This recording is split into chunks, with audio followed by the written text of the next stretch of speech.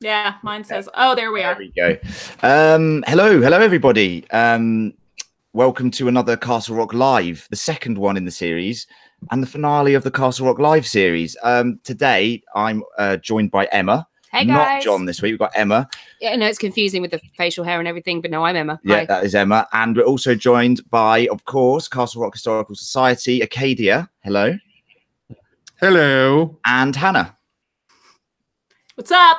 Right. So I think first and foremost, because there's been a lot of chat between us on social media and in our WhatsApp groups and that sort of thing. But for anyone listening, I think we need to talk about our thoughts on the finale in general, because it has been easily one of the most divisive finales of a show that I've ever seen on social media, on Reddit, all that sort of stuff. So in terms of what you thought about it, Hannah, I'll come to you first. What were your thoughts on the finale? I know you were slightly raging as soon as it finished, you know, but you've had some time, you've sat on it. What are your thoughts? Mm-hmm. Yeah, initially I had considered murder, perhaps becoming a serial killer, and then, you know, just saying it wasn't me, it was this place. I'm sorry, Castle Rock Writers Room, about all of the death. But I've since now revised it to like a parenty kind of thing. I'm not mad, yeah. I'm just disappointed. That's worse in a way, isn't it? That's worse. I guess kind of. Yeah. Anger, you know, apathy and disappointment are definitely worse than anger, in my opinion. But yeah, what were you most angry about or disappointed in? The dead in the water mysteries that had been dredged up over the season. The Desjardins, the sheepdogs, a couple of other things that just kind of died. I just forgot. I just completely forgot about the dogs. Completely forgot about the Dulux dog. Yeah, right until that moment. Now I'm furious. Yeah, I just thought about that. What's that about? Maybe they made such a big deal out of it. I know. Yeah. I mean, and we'll let you guys blueberry the finale. So if anyone listening for the first time, over at Castle Rock Critical, we blueberry everything, and basically it was an extremely varied amount of blueberries that were given for the finale. I think you gave it a 5. Sure did. Which we'll get onto your thoughts in a minute about why you think it's the best episode of the season, Emma. Mental. For me. For you, yeah. You're allowed your opinion. And I think John gave it a 2. Yep. Gads gave it a 3. Lucy gave it a 3. I gave it a 4. So we had the whole spectrum. Nothing's ever really gotten a 1, as far as I know. What would your blueberry be? And there can be no halves in the scale, so it's a very harsh but fair scale. Okay.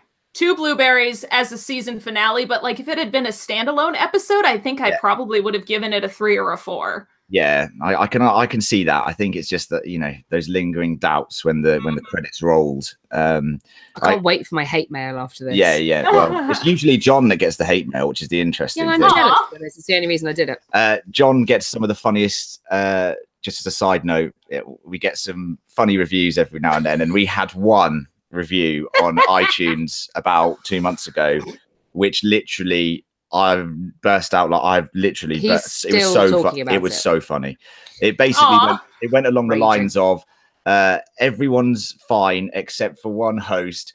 John is a very disturbed man. No, he's very disturbed and a troubled man. Troubled man. And then subsequently, this particular reviewer reviewed us 4 out of 5 stars because she didn't like John. She, he, they. But John was he takes it in his stride. He's still furious about this. He takes it in his stride. But so a 2 blueberries. Okay, that's acceptable. I mean, you know, I can't argue with anyone's blueberries on this episode. I can't argue with anyone's opinion because we're all entitled to that. Yeah, of course we are. Higher than your initial score, Hannah, when you first watched it? I didn't really get asked to blueberry it until I'd had some time to simmer. So maybe initially I would have given it a 1. Can you give 0 blueberries? Is that a thing? Yeah, that is the lowest of the low. That is the lowest. Oh, okay. Yeah, then I would have given it 0 after the first watch. I want to say hi to the guys in the chat, just first and foremost. I've just seen our boy John is in the chat. He's piped up. So doesn't bother me. John cannot be here in visual form, but somehow he is in the chat. He says that review doesn't bother him. So anyway, let's go to it. Acadia, what were your thoughts on the finale? Because when we did the last Castle Rock Live, you know, we went through what we wanted to get out of the finale. And I think nothing that you wanted to get out of it was in the episode, to be honest with you. So when I was watching it, I was like, I don't think Acadia is going to be very happy with this. Yeah. Actually, I think this is the longest I've ever been quiet on any show ever, even shows I'm not on. This is kind of neat. I was listening to everybody, and I am going to give it, when it first aired, like Hannah, I was not super thrilled. I probably would have given it a 2. But now that I have had some time to reflect on it, I'm giving it a 3. Because the things that I have a problem with are with how they treated the fans, not with how they served the story. And I'm sure we'll get into it later, but I think that they were sloppy and lazy in some instances, and they knew they were being sloppy and lazy, and they could have fixed it, and they didn't. Yeah. But the through line of the mystery when it started and the mystery when it ended, I was better with after reflecting on it. Yeah, I think it's definitely something you need to like rewatch, sit on, and have some different opinions on. Emma, you gave it a 5. Yeah, I bloody loved it. Tell people why you gave it a 5. So, firstly, I think I'd like to clarify that I get why people would hate it, because it is incredibly frustrating. And a lot of what I've been thinking about in hindsight is how there are a lot of things that have not been answered, and that is annoying. The sheepdog. Who? Why? What is the Dulux dog? We'll get onto that. I mean, that's the big thing. Biggest question. Yeah, exactly. But it perfectly like summed up what I love about Stephen King, which was ambiguity. And it was fucked up and crazy and all over the shop. And it got to the end and it was resolved, but it wasn't, because we still didn't have a clue what was going on. Yeah. And I ended that episode just feeling blown away by it. And I like to have questions. I like to be able to make my own mind up. And we said in our podcast, you know, we found a post that was on Reddit. It was by Zombabies. I read it to you. Sorry, I was laughing at John saying nice hair, Len. Nice hair. Well, thank you, John. Thank you. Yeah, they're working on that. So I'm not wearing a hat. Maybe today. you should hustle as hard as you hate John. Yeah. John is John just going to be trolling me for the whole time that we're on this live chat? Hope so. This is why he's not in. But we found this post on Reddit, which was, you know, and I read it out on the podcast, and it was amazing. It was one of the best takes of the show that I've seen in terms of the way that you should analyze the finale. And it said that basically, like that court scene with Henry in episode 1, where he's asking the jury about reasonable doubt. At the end of the day, the whole season has been like a court case, and you know, we are the jury, and how much, you know, are we certain that the kid is evil or good, or, you know, is there any certainty? So, you know, like Henry, he needs, like he said, etched in gold by God. Yeah. That it, you know, the truth. That's what he says in that speech at the court, in the courtroom. Whereas I don't need that, which is why I think I enjoyed it more than a lot of other people did. If you have that reasonable doubt, and that's what they're asking you to do, they're asking you to draw your own conclusions. I mean, I gave it a 4. I gave it a 4. I originally had a 3 when I first watched it, but after subsequent rewatches, I gave it a 4. It's creeping up more and more. I'm still thinking about the actual ending, and I'm still thinking about what I believe, which is always good when you pose these questions, and it makes you analyze the show. I'm analyzing certain things. Yes, the mystery box format and all of the things that they didn't answer are very frustrating. However, they've left themselves room to potentially address some of these issues in future seasons. Not, you know, remember, the town is going to be the consistent character, and the people are interchangeable in the town. So these themes of dogs, like the sheepdog we were just talking about, and you know, even things like the Norse gods that we've mentioned, and the little chess pieces, and all these little things, they might come into play in future seasons somehow. Well, essentially, they're probably going to end up being like our totems, aren't they, as viewers? But something like that. Acadia, what were you going to say? Well, I agree in part. Also, Emma, I think when you said Stephen King's thing is ambiguity, you may have meant Stephen King sucks at writing endings, because No, what I said is what I love is what the ambiguity. That's not necessarily that is his thing. Maybe he does just suck. Oh, no, keep reading. You'll be like, what? I'm reading The Talisman thanks to your recommendation. Yeah, I was listening to your show on the way into work, and I heard you say that, and I was like, "Aw!" And the person next to me on the train was like, "The fuck are you doing?" So I think what I want to try and not do with this, because I loved from the minute that they announced the show, I was in love with it. I am trying very hard not to be the guy that is in a relationship with just some shitty girl that treats me awful. And all my friends are like, yeah, but why are you with her? And I'm like, oh, remember that get time? back to the show, KDO, Yeah, we talk about the show here. Isn't it? But this is the thing. The show did stuff to us that I'm not thrilled with. And I say that through the lens of people who basically have been trained by Lost and Westworld and Fringe and these kinds of shows that are inviting people to do what we did. Yeah. And so we'll talk about what we think about the kid and all that stuff. But I think you mentioned the dog, the bandaged priest, all that kind of stuff. They're professional writers. And somebody said, hey, you know what we're going to do? We're going to make it that Molly's house gets broken into.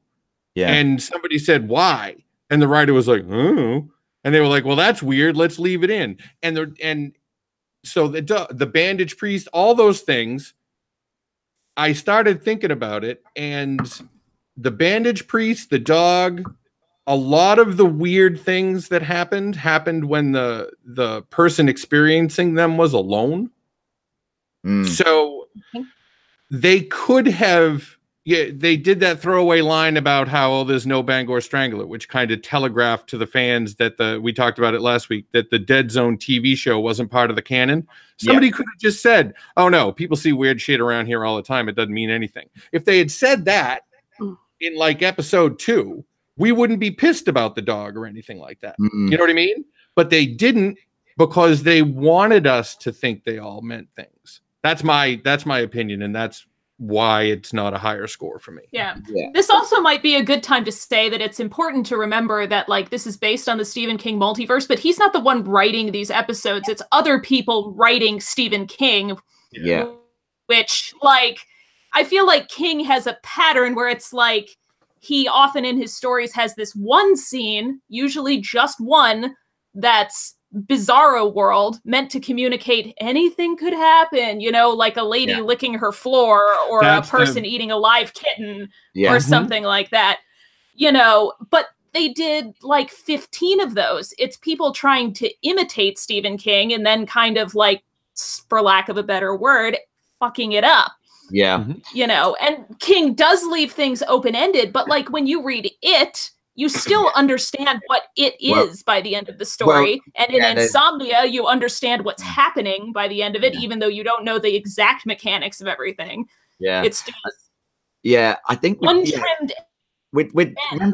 Remember I said last week that I think there needs to be some sort of rules established, because at the moment there's no like world rules. Okay. There's no boundaries. I need, I was hoping we'd get some sort of explanation about the schisma and its limitations, because leaving that so aloof does give them any possibility. They can write themselves out of any corner. Deus Ex Machina, they can just write anything they need to happen, which is a problem. But things like you've just mentioned, like the whole It thing and Insomnia, there are these really weird patches, especially in It, where they're almost hallucinatory. Well, they go to like another dimension and they see the turtle, what's his name? Matoro or something. Matoran, they see the turtle. It's just like, that is mental. I mean, are they going to put that in the It film? Probably not, because they just will probably leave it ambiguous. I hope so. Avoid it. Yeah, but I think I just think that's what they've gone for. I now they've not established any rules. I think it's just going to be, look, it's supernatural, deal with it, and that is what we're going to have to accept. I also think there's a really good point that you guys have made there about the fact that yes, this is based on Stephen King. This is a universe or a potential multiverse of Stephen King. We'll get on to what I do and don't believe later on.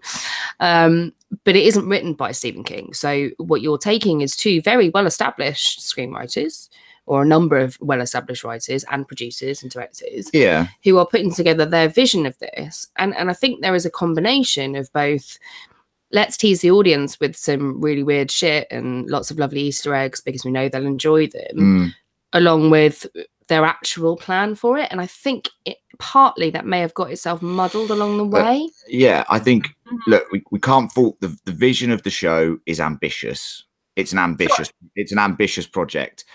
Visually, it's one of the best looking shows on television that I've seen. I think just the way they've put it together is excellent. I think it's better than Westworld visually. And it's got a whole different aesthetic. You can make a good case for it. I mean, and Westworld has probably 10 times the budget that this show has. Oh, for sure. HBO, HBO put all their money in that basket. But the music's amazing, the tone is amazing, the color palette is amazing. Everything about the show is on an upper echelon, and up to a certain point, the writing was excellent as well. I mean, you get to the end of episode 7, The Queen. Arguably my favorite episode of television since The Leftovers season 3 finale, which I always bang on about. And if you haven't seen The Leftovers, please do go watch it. It will change your life. I'm only laughing because I haven't seen it yet. It's unbelievable. So just watch it. But it was one of the most powerful episodes of television I've ever seen. You get to the end of episode 7, and I was like, the trajectory of the show is just, it's going to be an A-class situation. Episode 8 still pretty good, posed more questions. Episode 9, spanner in the works, because they went to the alternate universe, and then by the time you got to episode 10, there was just too many balls being juggled in the air. They can't answer everything. They didn't really answer anything, like in that finale. No. And zero. So looking at the chat, I just want to say, yes. I think people are misconstruing at least my personal frustration. I have almost zero frustration with the kids' storyline. I feel like that wrapped up in a way that was mostly okay for me. Yeah. What I'm upset about not being resolved is all the other stuff. I think the central storyline wrapped up pretty damn okay. Like, I'm okay with the way the kid thing ended. Even if we don't know exactly what he is, we have a pretty clear picture of the idea of what he's meant to be at the end of it. Yeah. It's the other stuff that was making me angry, because I think I actually cared about it a little bit more than the kid by the end of it. That was the fun stuff. Well, I think the kid's storyline was quite easy to explain in a way, wasn't it? It was one of 3 potential things. He was either the other Henry Deaver, he was the devil, or he was something else. And we got an answer to that probably before the finale, really. Yeah. But it is everything else that's more kind of open for debate or perception, and that for me is what interested me more, because there's smaller things there. There's not the main storyline really, but I get how that can also be frustrating. Yeah, I think. Yeah, let's see. What's going on in the chat? Who's have we got any questions coming? We've got, not questions yet. Everyone's chatting. They're talking to each other. Because, unbelievable. Their show is way better than ours. No, we've got new people. I've got Heather Elaine Stewart, who said, I just think they botched the ambiguity by showing you that monster kid vision. How can you leave your audience guessing if you tell them which way to lean? That's sloppy writing. Well, on that sort of note, if we go back to the sort of we're the jury, it's a court case scenario, which is definitely, I think, the way I'm looking at the season as a whole. If you look at it like that, they've presented evidence. The prosecution's presented evidence. The defense has presented evidence. It's a moral dilemma and situation. They're asking, it's like the film Inception. At the end of Inception, I don't want to spoil Inception. The ending is ambiguous, and you are forced to make a decision on what you believe is to be true. There is a power within that writing. Now, I also think it can be extremely lazy writing, because they're like, well, we don't really have to think of a logical solution for this. But in some ways, not knowing the answer is more powerful than knowing the answer. Seeing the monster, like not the kid monster, but just in a horror film, seeing the monster is inherently ruins horror films. I mean, Jeepers Creepers is an unbelievable horror film until you get about to an hour in, and it's just stupid. Yeah, you're true. So it depends, but yeah.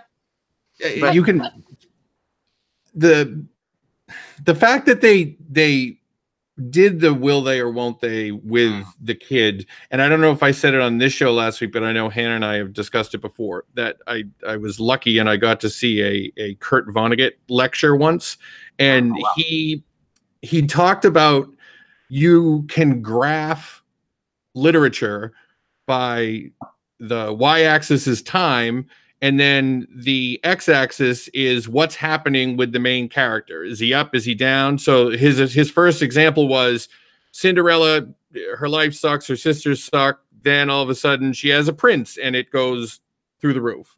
And then the other way would be Metamorphosis. Gregor Samsa hates his life. Everything sucks. And then he's a bug. So you can now his example was take Hamlet, and every single thing through Hamlet, the line really never moves. And the thing that I found striking about this is if you take Henry, and Hannah and I talked about this a lot, if you take Henry from the beginning, he was all alone. His kid didn't live with him. Same way at the end. He went through all of these things, and we were like, well, is Henry bad or is Henry good? We're not really sure. He kind of liked Pangborn, but then he kind of didn't like Pangborn. His experiences of everything were very, very static. Yeah. And I loved the fact that they kept him that way, because that kept us guessing, because you could make a hell of a case for Henry being the villain, as it were, all the way up until the finale. So if the writers were that good to be able to do that, they didn't need to not, I guess, send us down rabbit holes about, you know, kangaroo courts full of kids in creepy masks and that kind of stuff. Yeah. They could have given us that flavor, for lack of a better term, without winding us all up about it. Yeah, and just saying some of the stuff in the chat. Like, I know I'm not moderating the chat today, so that's you guys. But I see John. No, you You totally. just read Jackie's thing says about you. Yeah, so I'm right. So Unbelievable. right about Inception. But John then counters with, and John is in the chat. He is right. He's just here to annoy me, I think. He's just trying to get to me. It's called But trolling. he said Inception's a film. And you know, so it's only 2 hours long, and this is a 10-hour, you know, experience. So there's been a lot of filler, basically, that they could have. There's loads of time to answer these questions, I think, at this point, which is a valid one, an absolutely valid one, in terms of the amount of time they had. But it all just comes down to the fact that they gave themselves slightly too much to do. As I said, ambition was there, and I cannot fault ambition, because they succeeded on like 8 out of 10 things. Where they fell down was just the execution of. But that's the piece, and actually, John, what you said, Marquita Ringer in the chat actually reinforces your point, because she says, I'm angriest that this is going to be an anthology. I was okay with the ending until I found out we might not have a chance to figure this out in season 2. And that's super valid, because you're being left with things that we have to reasonably assume will never get picked back up. You know what I mean? Like they just might never get addressed again. Can I pick up on one little bit that we were talking about there, which is about the and I can't remember who said it in the chat, but about the monster vision of the kid. Yeah.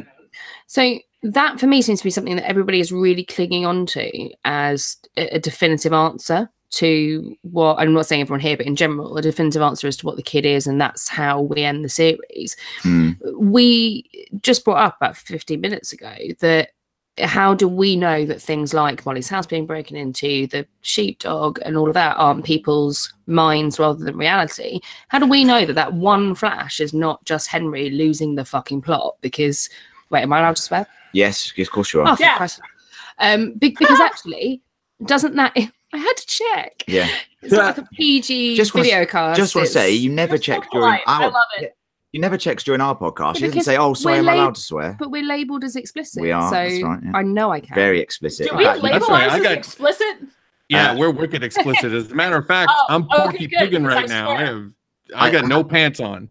I have to say, the unedited version of our podcast, Atrocious. if it was ever allowed to see the light of day, which I would never let happen, God, no. the language used by you, Emma, is disgusting at times. I'm not going to demonstrate it here, but yeah, I have a foul mouth. Dirty. Yeah, and you guys have some swear words that we don't really use commonly that I think are great. Yeah, we do. Yeah, I bet we've got some. I mean, I cut a lot of them out, so you're hearing a nice, hopefully, medium level of swearing, I'd say. But yes, Yeah. you're right about the kid and the vision of him being that monster. Gareth said it in our podcast. He can't be with us today. That's a 3 second like image that is being clung onto in certain circles and conversations. And I think, you know, we've probably at some point gone, well, that says everything individually, but that cannot give you all the answers because you can't guarantee that it's true. Yeah. And where they were when that event happened as well is quite important, because obviously they're in the woods. They followed the schisma noise, the howling, as you guys call it. And, you know, so where they are is in a very supernatural part of the town, you know, where things can happen and you see different realities and you see different possibilities. So I just thought of a bunch of high school kids going, yeah, come on, where are we drinking tonight? Oh, out by the schisma. Out by the schisma, yeah. Where are we going? Schisma. Some crazy stuff happens down there. Yeah. But that piece, Emma, actually, the kid monster face was one of the few things in that whole plot line that tracked for me, because afterwards, and maybe I'm just doing the whole, you know, defending my terrible girlfriend who treats me poorly thing with this, but the scene in the woods when we learned that there were two worlds, everything, and you can prove that everything that the kid said could have been a complete lie about that other world, up to and including Henry having been kept in a cage there, because Henry doesn't have his memories, so we have no corroboration either way, because the only memories that Henry showed were before it happened and those brief memories in the cage. He doesn't remember the kid saving him or anything like that. And they're not memories, they're just flashes. Oh, well, we did see... There is a flash of... Sorry, okay, I just want... There is a flash of the kid saying no, like as he turns the lights on in the basement. Yeah, we never saw that moment. Like, for real. Oh, it's when it cut to advert or cut to black, when he lit, you know, when the fuses go out downstairs and he's got the screwdriver and he goes whoa, like that. That's that bit from the other side. I'm pretty certain. I don't know. I might have to CSI it and see if it's the same. It wasn't basement. Confirmed. No, still argue that it's a different thing. Yeah. But just to finish my last thing with that, I took Molly as really seeing everything that was happening, and my final version of what I think the kid was and everything like that was the kid couldn't go back and forth unless somebody died. And all those scenes that we saw in the woods of the, you know, the girl cutting her wrist and all that other kind of stuff and everything like that was him time and time again getting somebody to die so that he could flip. And then the reason that I think this one is so different is Ruth said, well, this has never happened before. Yeah. And I think this is the first time anybody fucking caught him. Like, I think he's just been flipping from time to time and fucking with people for 27 years and then going somewhere else. And I think this time Lacey caught him. Who told him to? Who the hell knows? Yeah. Why would you not? And this last piece, then I'll drop it because it makes me mad. So Hannah and I joked all season about how just weak Henry was. Like, he just wasn't a strong dude. And his very realistic but agonizing fight with Gordon and his wife, you know, that looked most like what a real fight is like than anything I've ever seen. But so he's got a gun on the kid. The kid doesn't age. Why can you not kill him? Yeah, it's just And if you can't, why didn't the kid just go, well, then go fuck yourself. You can't kill me, so I'm just going to stay here. So that piece. All right. So you guys, this is why my rage has subsided a bit, because now I've interpreted this last episode as like, oh, they made the kid even more evil than we could have possibly imagined. Yeah. By my interpretation of the last episode, he's much more powerful, I think, than we're giving him credit for. And he seems to just be doing this for fucking funsies. He's some sort of eternal being that's super evil. That's just like, if he didn't want to be in that cage, I don't think he'd be there. And who's to say that when someone's not down there giving him a cheeseburger, that he's not just fucking wandering around Castle Rock doing whatever the hell? You know, he's enjoying this. And he told Henry at the end, like, you saw what happened to Lacey. It very well might happen to you too. And there's the little grin that he gives as the final shot of the season. I mean, you know, yeah. I thought that was neat. Yeah, And the I idea- don't. Some of the chat is like he looked like an aged up old man. Go back and pause. That was way more monstrous than a very old person. The yellow eyes, the teeth, the earthworm was skin. But That was not an old man. zombie The- vampire like. the producers said, He and looked I don't like he like was made of stone. Yeah. I don't like to reference a lot of stuff the producers say because I want to punch them. But the showrunner said that was 300-year-old the kid. That was the term that they used. When did So- yeah, that's madness. Wait a minute. Don't say that shit. Sorry, Yeah, that's a lot of it swearing. doesn't but necessarily- Like, don't do that. It doesn't necessarily mean that he wasn't also a stone demon or whatever we want to call him. But that was one of the things that they pointed out. Also, and I would recommend this, especially Emma, the King Corner, the last Castle Rock, the official podcast, Yeah. the I've showrunners. heard it, Yeah. Did you heard their last and it was shit. Not the They- podcast, but their list? Emma was angry they did King Corner. I've just burst out laughing because on the chat, John said, I've seen some old people that look worse than that. You don't have to talk that way about me, John. That's messed up. Don't think he was talking about you. He's just looked in the Oh. mirror. Yeah. Yeah. Also, another piece, and I don't want to lose it. Jackie Torrance pointed out, because I was talking about, well, why couldn't you just shoot the kid? Jackie Torrance pointed out rightly, you sure can stab him because Yeah. Ruth stabbed him with a screwdriver and he bled. But just because you can stab him and he bleeds doesn't mean you can't kill him. So I think that the whole you can't kill the kid is more kind of telekinesis thing, if you're Yeah. going to believe that. But actually, so Amy H has just brought up something that I was about to say. So she said there's a whole new theory on a Facebook page today that might relate to your theory, Acadia, that the kid's a sprite that causes havoc, and it's all based on Norse mythology. So I was yeah. about to say, how much does this last incarnation of the kid make you think of Loki?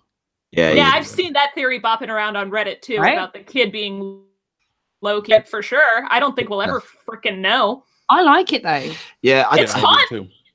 Yeah. And then Ruth's Norse leanings Yeah. have a purpose apart from just being characterization. Which Exactly. Yeah, And it- it does actually link things a little bit better, doesn't it? Yeah, and we had an email in the latest podcast that we did about the Yes. Norse god situation and saying how many references there had been to Norse gods, obviously because of Ruth's love of Norse gods or her knowledge of them. Who doesn't love a Well, Norse that's god? a very good point. But so it's it is definitely a theme that was running throughout the whole season, from the chess pieces to some other stories that I think Ruth was talking about early on in like episode 2, and there's just a theme there. So I could easily see that being a feasible explanation for it.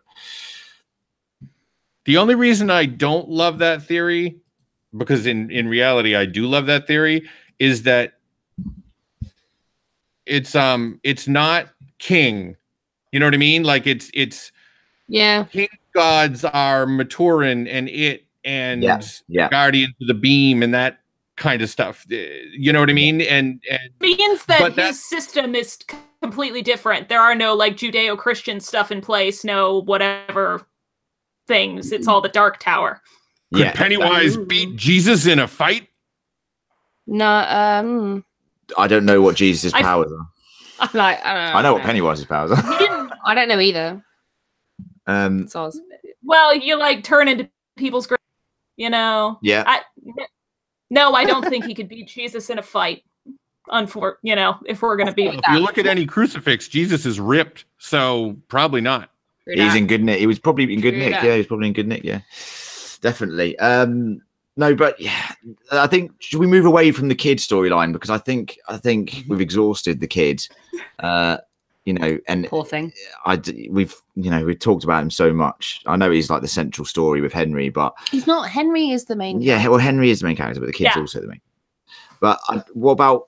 Let's talk about, and anyone in the chat, feel free to join in on this because this will be really interesting. And this is something that I'm going to prepare as well for our wrap-up podcast, which is coming out the same time as usual in the week, which I think is like Thursday night. Yeah, maybe even earlier. Maybe even earlier potentially. See how that goes. But I'm going to prepare, and I want to prepare a list of unanswered questions because I think it'll be hilarious. So I want everyone to now and join in on the chat. Feel free to jump on this and say the thing that you're angry that was not answered? You know, what made you the most angry that wasn't answered? I'll start with you, Hannah. Well, you go first. She has a big Hogwarts style role. Choose I one. was going to say, Len, feel free to take our list of unanswered questions and add to it, because we've been doing it for the whole freaking thing. Notebooks. Love that. Yeah. Unbelievable. So Freaking waste of time. But they're great notebooks. No, it wasn't, Hannah, because we had a blast. I hate to All tell right, you let's this. see Have you here. got a scanner? Because you could scan those in and then send. Oh, them she to made it me. into a Word doc. We'll find it. And Oh, Yeah, send it. send it to I've got me. the whole thing. Let's see Thank you. here. I think this is the right one for unanswered questions. The last round of unanswered questions. Literally, so you're such a woman after my own heart, Hannah. I love this. Love this. Organized, yeah. Organized note taking. That has a flamingo on it. That is Oh, yeah. excellent. They're real cute. That cheered me up right about the end of the whole thing. I mean, I really just like Desjardins in my mind. I really wanted that to be something with the cage in the backyard and the men's and child's boots at the back door and the hoarding and the piano. It just seemed so freaking interesting. What's his deal? But like specific to the story and maybe not just like super broad like that. Because his scene didn't who was the advance the birthday story. family? Yeah, who was the birthday party family? Well, or was that just a Bizarro scene? And when? well, I think Yeah, and when? so. We going back on what we said last week and in a previous podcast, when that scene happened, we speculated that it was in the 1960s, 50s, maybe, or was it 40s? And it was Gordy because they called the kid Gordy. It was Gordy LeChance as a kid, and he had abusive parents, I think, if I remember correctly. Sure. So we thought, But they also stuck a character named Gordon in the show who Yeah, had a yeah. dead mother. Breakfast Gordon. Yeah, And then, yeah.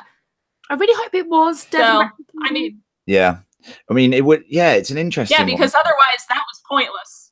well, because like, okay, hold with me here. It could, even though he said he never lived in Castle Rock, he could have murdered his entire family, then been adopted into another state, forgotten about it because, you know, Castle Rock. really traumatizing memories and, you know, that kind of thing, and then come back and be like, oh, I feel at home here and now I'm going to murder everyone. Yeah, So, and you know, legit theory on that. And don't forget, you know, characters like in It don't, you know, they forget after a while Ooh. the incident. Mhm. You know, and Oh, do you know what I mean by that? Yeah. So people like Gordy could have moved away, and he will you know, because if you're touched by something supernatural like the kid or you know, It or something, then you do forget after a while the events of what happened. So I that gotta is change also- my answer. I want to know what the green light was and the green glowing in Lacey's dead eyes and Tommy at Knockers. other points. Tommy Knockers. yes, So- very interesting. Tommy Knockers never fully explored, but yeah, Jesus. I mean, there's a lot. Okay, so that's you. I said one, but you've gone for three, so that's good. My bad. No, you can. I'm looking forward to the Word document. I'm going to go to Acadia next. Acadia, I know what yours is going to be already. I think it's probably to do with Mrs. Lacey, I believe, or something along those lines. I mean, Mrs. well, Lacey. obviously fuming about that. I solved it myself on the sign yeah. behind me. It's Mrs. Lacey was in a cage in my basement, suckers, because love always wins. That's So why creepy. she didn't. I'm Hey, going to have to track your IP address, and I'm going to have to send the police over there to free Jen, Mrs. Jen, Lacey. I'll stop it. that to me was just baffling in every way. Not that I don't love to see her on screen, and not that I am not glad she's getting work, but that really bugged me. And it was kind of one of those. We did Mel's Bells and I did an American Horror Story show on Friday night, and we were talking about how that goes. And I said, sometimes American Horror Story is like when a 5-year-old's telling a story and you're like, and there's this house where someone got murdered, and then there was a witch, and then Frankenstein came out of a tank, and like then and that's where I felt like some of this went, because not just the because you could explain it's like she just dipped as soon as her husband died, but the paintings had know if the painting and the painting with him in the shirt, that kind of stuff. There was they didn't show Henry painting any paintings. You know what I mean? So, well, jumper theory. Jumper theory. Everything that ties into whatever the Wendell and Henry, who actually heard the schisma, never described it as God talking to them. No. But the Reverend and Lacey did, which means it had to have been something, I think, other than the schisma, and we don't know what it was. I think it's just I just think it's different people interpreting the same thing. Yeah. Like, you know, the Reverend is a troubled man deeply troubled man, as we say, Mad Rev, and he was searching for purpose. Lacey was a man who, anyone who seems to be a warden of Shawshank seems to have some inherent issues.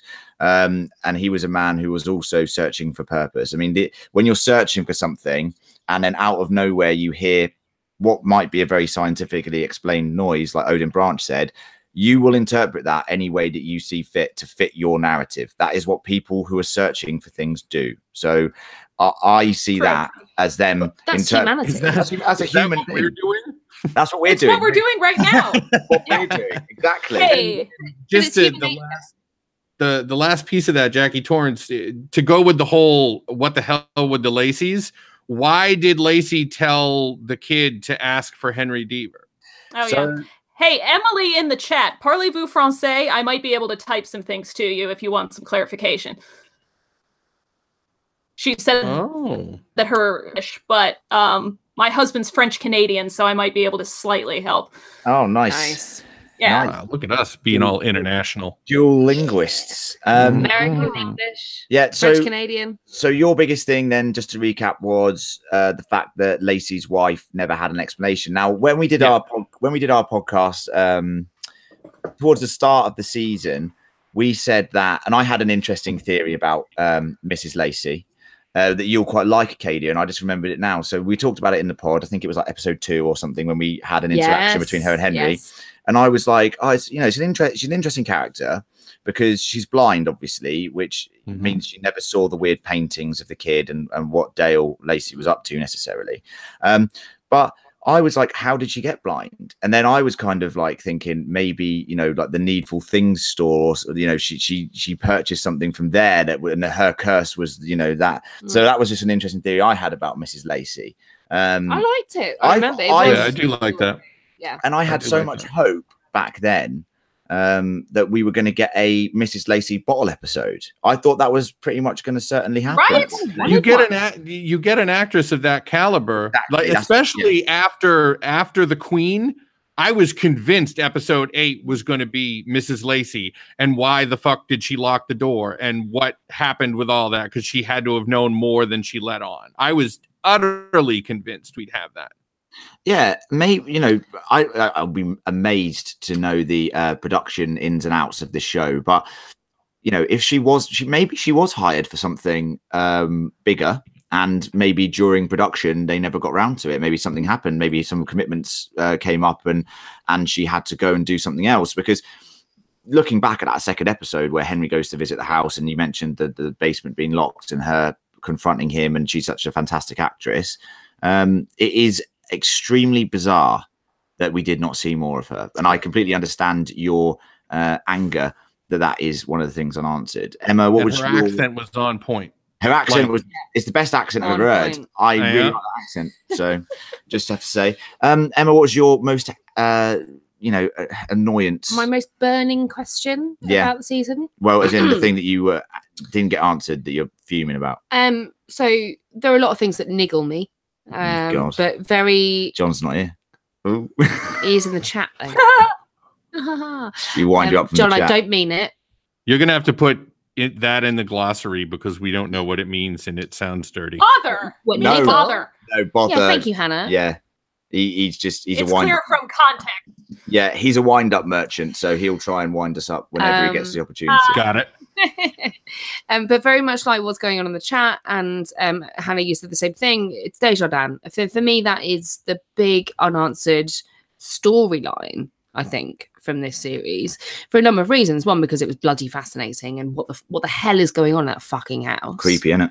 very creepy. Love that. Yeah. But also because the Desjardins family line is a big part of Castle Rock, so there's got to be something there, and that's my biggest burning question. And I think anyone who's upset about, and you guys who are upset about the Desjardins thing, don't be disheartened by it, because I'm pretty certain that they're sort of like a mainstay name in Castle Rock, right? So and in a sort of Stephen King universe. So don't be disheartened, because I'm sure you might see more of them in future seasons, because I'm sure these, you know, we might even focus on like who knows, the next story next season could be a Desjardins focused. No, I don't want that. But it could be an element of their family that is, you know, in the past, it could be experienced, you know, and you might get answers to that cage in the back garden and stuff there. I mean, it's very possible. I doubt it will happen, because you know, and we'll talk about the end credit scene in a minute, but they might be leading us down a merry chase with where they're going in season 2. What about you, Len? My most angry thing, I mean, it's a tricky one, because they were just juggling so much, and you guys covered such a good variety of them there. I mean, the Desjardins thing, me and John mentioned last week and agreed with you guys, and the Mrs. Lacey thing as well. I like the ambiguity with the kids, so I'm happy with that. Don't need any answers. I like making my own mind up. For me, I guess my biggest disappointment, it's not really a question. I just felt like someone like Molly, who's been built up all season, to have her exit stage left 5 minutes before the culmination of the season, and then just have her chilling in Florida. I was just sitting there going, when that happened, first of all, when it went to 1 year later, I said this in the podcast, I was raging. I was very angry. Is that like how angry John was at 1991? Yeah, he gets angry at silly things, but this is a legitimate thing to be angry about. 19, no. Yeah, exactly. Yeah, well, John knows why 19 is important now. Well, hold on, because I mentioned that the other week, and you were like, "Is it? Yeah, it definitely is." But no, I'm just annoyed about Molly. I'm annoyed because she was, you know, given a lot this season. She's got The Shining. She's got some amazing abilities. She's intrinsically linked to the Henry storyline, and then the culmination of the story was, you know, Henry and the kid in the woods. And as we said in the podcast, what's she doing? She's just in Florida, just chilling out. Yeah, fair enough. She gets out of the situation, but you've built this character up. She didn't really get a resolution. Like, she didn't really she didn't get any peace. She doesn't, you know, she doesn't know really what's happened to Henry. She doesn't, you know, there's no resolution there. It's like emotionally, she must be still completely fucked up in a way, because. Can I ask you guys a question about Molly? Yeah, we're talking about Molly. Specifically about that bit in Florida. So, you know, when she's hanging out with Grandma, did you not feel like she was kind of sapping some kind of weird like energy out of her and like feeding off it like a junkie? She's not like a vampire. Anyone? Oh, no. That was such a weird scene. I thought she was sitting next to like her old dead self or something, because they were in the same pose, and I was like, "What is happening right now?" Did you not notice the whole like? Len, can you look like you're dead for a moment? No, because I'm just reading John's message. It's made me absolutely crack Ignore up. John. He said, "Len, Molly is off to Leave join Molly alone. the rest of the cast of Charmed, where she belongs." And I was like, "Yes, that is hilarious." Right, no, serious though. Can you just like look like you're dead for a minute? I can't do that. Just like put your head to the side. Okay, yeah. Yeah, so like dead grandma. And Molly's like also dead grandma, but a bit like she's jacking up drugs in a vein. And then she's like, "All right, thanks, grandma. Same time next week." Like, I thought it was a super weird scene. It was bizarre. I mean, so my biggest thing, Molly, bizarre ending for her character. I feel like she's got no emotional resolution. And you know, just because she's in a different place doesn't, you know, I know they talk about this place all the time this season, but come on. You're taking those scars with you. She may at least have a steady supply of drugs now. Yeah, if she's Danielle said in the chat, actually, The Shine will always call Molly back like it did Dick Halloran, who was also in Florida when Danny called him. And said pretty sure she's helping herself to her grandma's meds, which, good point. Yes. You just made me more wound up than I was, actually, Len, because Henry could have at any point. Henry said, "No, you got to get away from the place. You got to get away from me." Because at that point, he didn't know what was up. After he got the kids stuffed back down in the hell in a cell in a well, then he could have just said, "Hey, yeah, Molly, listen, why don't you come back, because you're my girlfriend and I put the devil in a hole, and you could actually help me every once in a while, because fuck, I hate going there every day." So why did he not call her back? Just because he'd know, like, if he went, oh, that girl's hot, and she'd be like, oh, really? Because she could read his mind. You mistreated her. It is just a weird resolution for that character, and one that hasn't gone down well with me in subsequent thoughts about the show, especially considering she is arguably, you know, if there was a supporting actor category, it would be, or supporting actress, she would be it. She is essentially Henry's emotional, you know, emotional tie as a character, cornerstone for him, whatever you want to say. And, you know, she killed the Rev and all this bollocks. So it just makes no sense to me. So that's my biggest thing. And not that Molly's my favorite character, because she's not, like, you know, she's not even my favorite character. I just wanted her. But she's been great. Yeah, she's been great, but she's just not my favorite character. But I still was angry that she had no resolution, more so than any of the Henry stuff. So it was a weird. I'm kind of glad she didn't end up with Henry, though, because he's like an emotional vampire. Yeah, but that's what I was trying to describe. But true, with a granny. Yeah, that too. He just like used her whenever he needed someone to bounce his thoughts off of, or have sex with, and then do you think they actually had sex? Question for everyone, including the chat. Yeah, I think we're definitely meant to think so. Yes, no one smoked a cigarette. So that's true. John's theory. That's true. Cigarette. There was no cigarette smoking going on. Oh, well. Which, you know, obviously Lacey loved his cigarettes, as John would say. John ruined my innocence, and if I could sue across the pond, I would, because that had never This is why been in my head. This is why he gets the disturbed man comments. This is why it happens. Oh, John, you are troubled. He is troubled. He is troubled. Oh my God. And sorry to anyone else who has to hear his disgusting thoughts. I have to, as I said, I edit him down. He's actually much worse. What would be worse? Would it be that Lacey made the kid a sex slave? Yeah. Or Lacey was going solo and that's what the bucket was for? He's going solo. Ew, Acadia, good God. I'm just asking. We're supposed to be doing analysis. This is worse than John's ones. He's been down there for 27 years, and then you're going solo in front of him. It's a really good question, Acadia. Also, I've never said going solo in my life. What is, what is this? I was trying to be, I didn't want to say like roughing up the suspect or something like that, That makes sense. Roughing up the suspect. Call it over there. What? John calls it hands solo, as he's just told us about there. Well done, John. No, a genuine question. Acadia, I think that it's more likely the latter, going solo. Jesus, man. What is going on? Because I can't cope with the idea of the former. Let's bring it back down to not discussing. PG-13? Yeah, PG-13 for a while. You said I could swear. You can swear. Okay, I don't know what the rating system is in America. It'd be 15 here. We're taking it to a 15, which is probably your R-rated, probably. If you say fuck, it goes up to R. Okay. Well, all right. Yeah, fuck.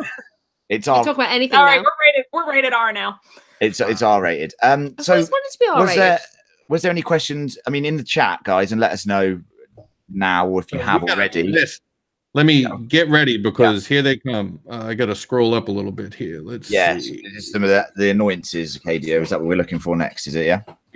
Yeah. The stuff that's bugging people. Let's see. Yeah. I'm sorry for this because there's a lot of would have loved to see more about the Safeguard Castle Rock. Flo H said would have loved to see more about the Safeguard Castle Rock squad formed by Lacey and Pangborn that was kind of hinted at with Alan reading the letter.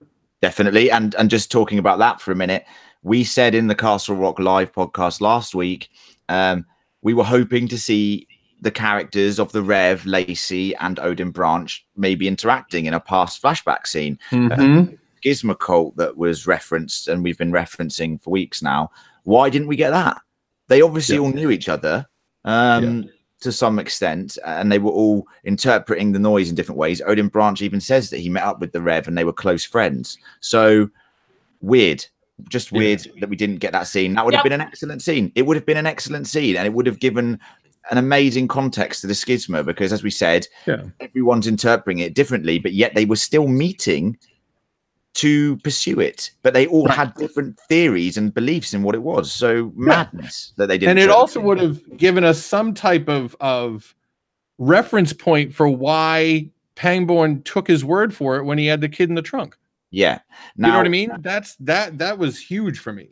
Yeah, and Pangborn, we've said all throughout the season in King Corner, we've said this, and we've tried to give context to him as a character, because anyone coming to this show who hasn't read any Stephen King, or isn't interested in the books and doesn't know of the character of Alan Pangborn, would be right in thinking, why does he believe that, you know, this kid is the devil? Why does he not investigate? But for anyone who's like read the Stephen King stuff, and thanks for returning, Sorry, I had to take a break of nature. cheers, will know that Alan Pangborn at this point is a weathered man who has battled very supernatural things. He's been through the fucking ringer. He's been through the ringer. So for him Yes, to believe, some shit.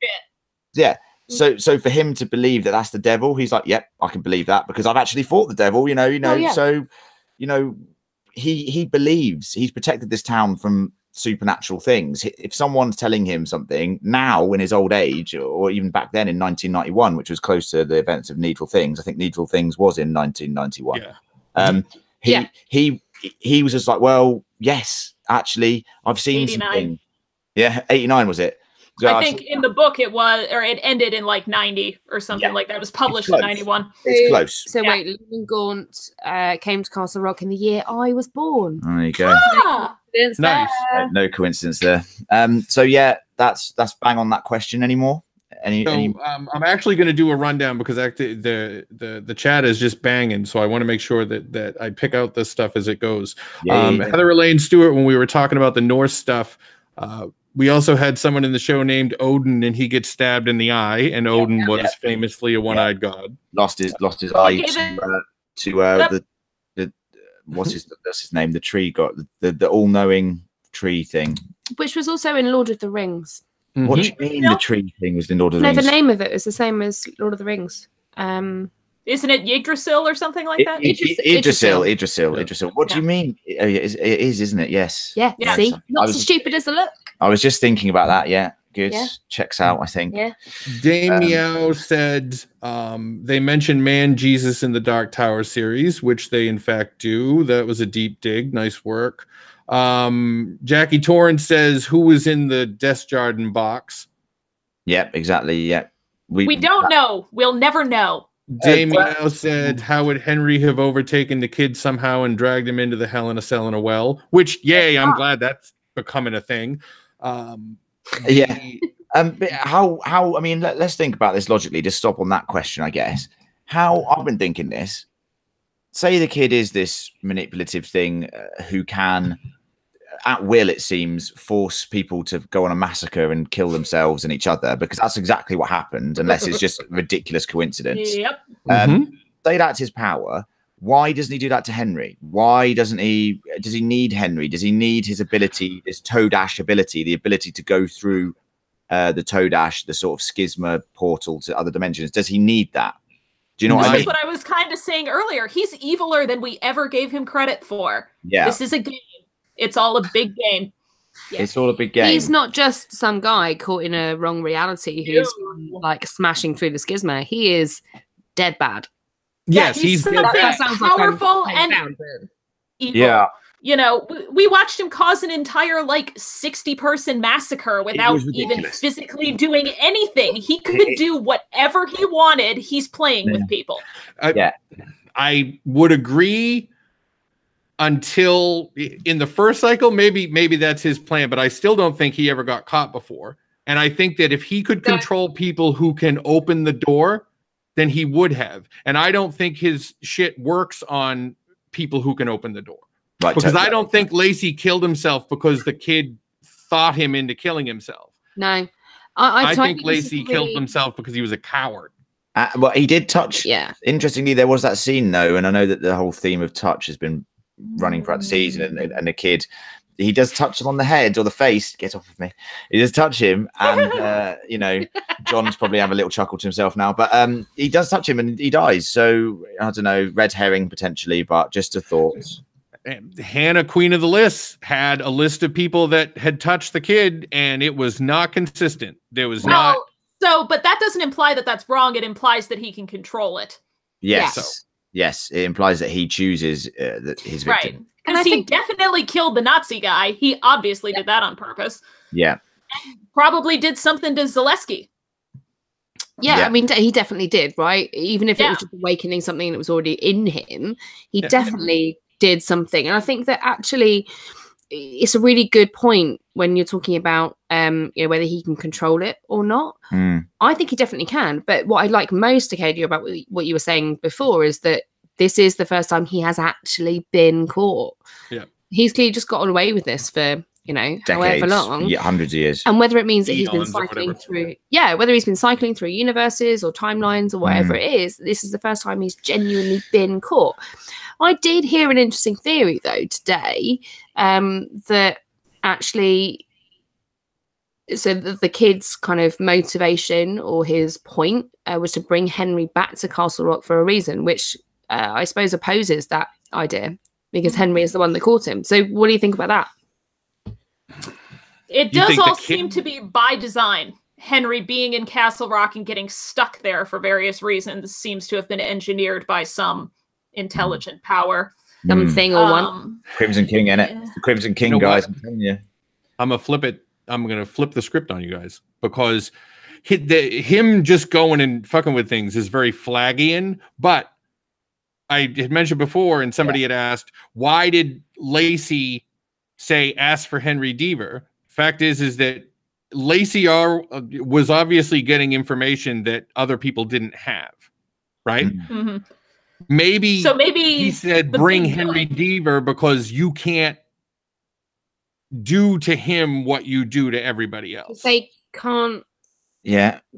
So That's then we've got Yeah. the concept of like a big bad and a big good. And if Yeah, the big Crimson good King. is the one who shows Lacey how to contain the kid in whatever this cage is, Right. then the big good would also be the thing that influenced Lacey to say to Yeah. trick this evil thing into getting Henry Deaver there. And Yep. and we Okay. we said all along, and we've mentioned it a couple of times here as well, that the interpretation, one person hearing something is something else to someone else. Like the Rev interprets it differently, right?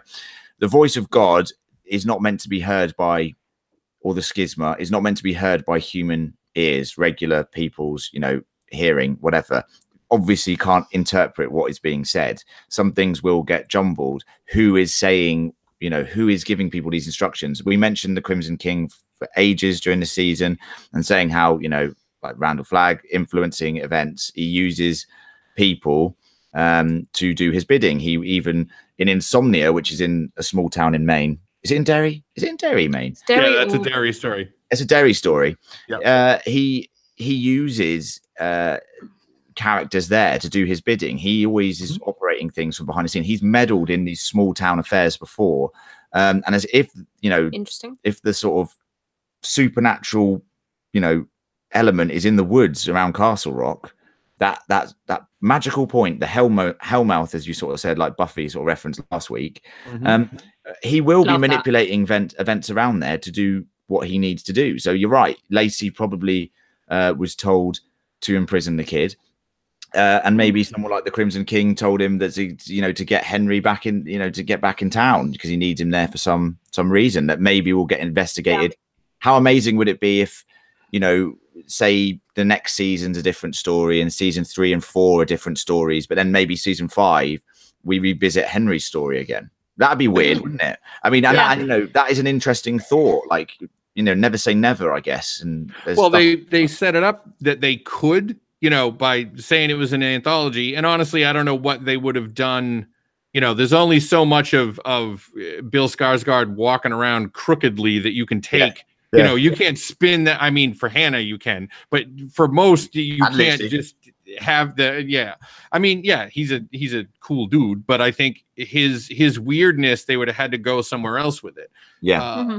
The chat.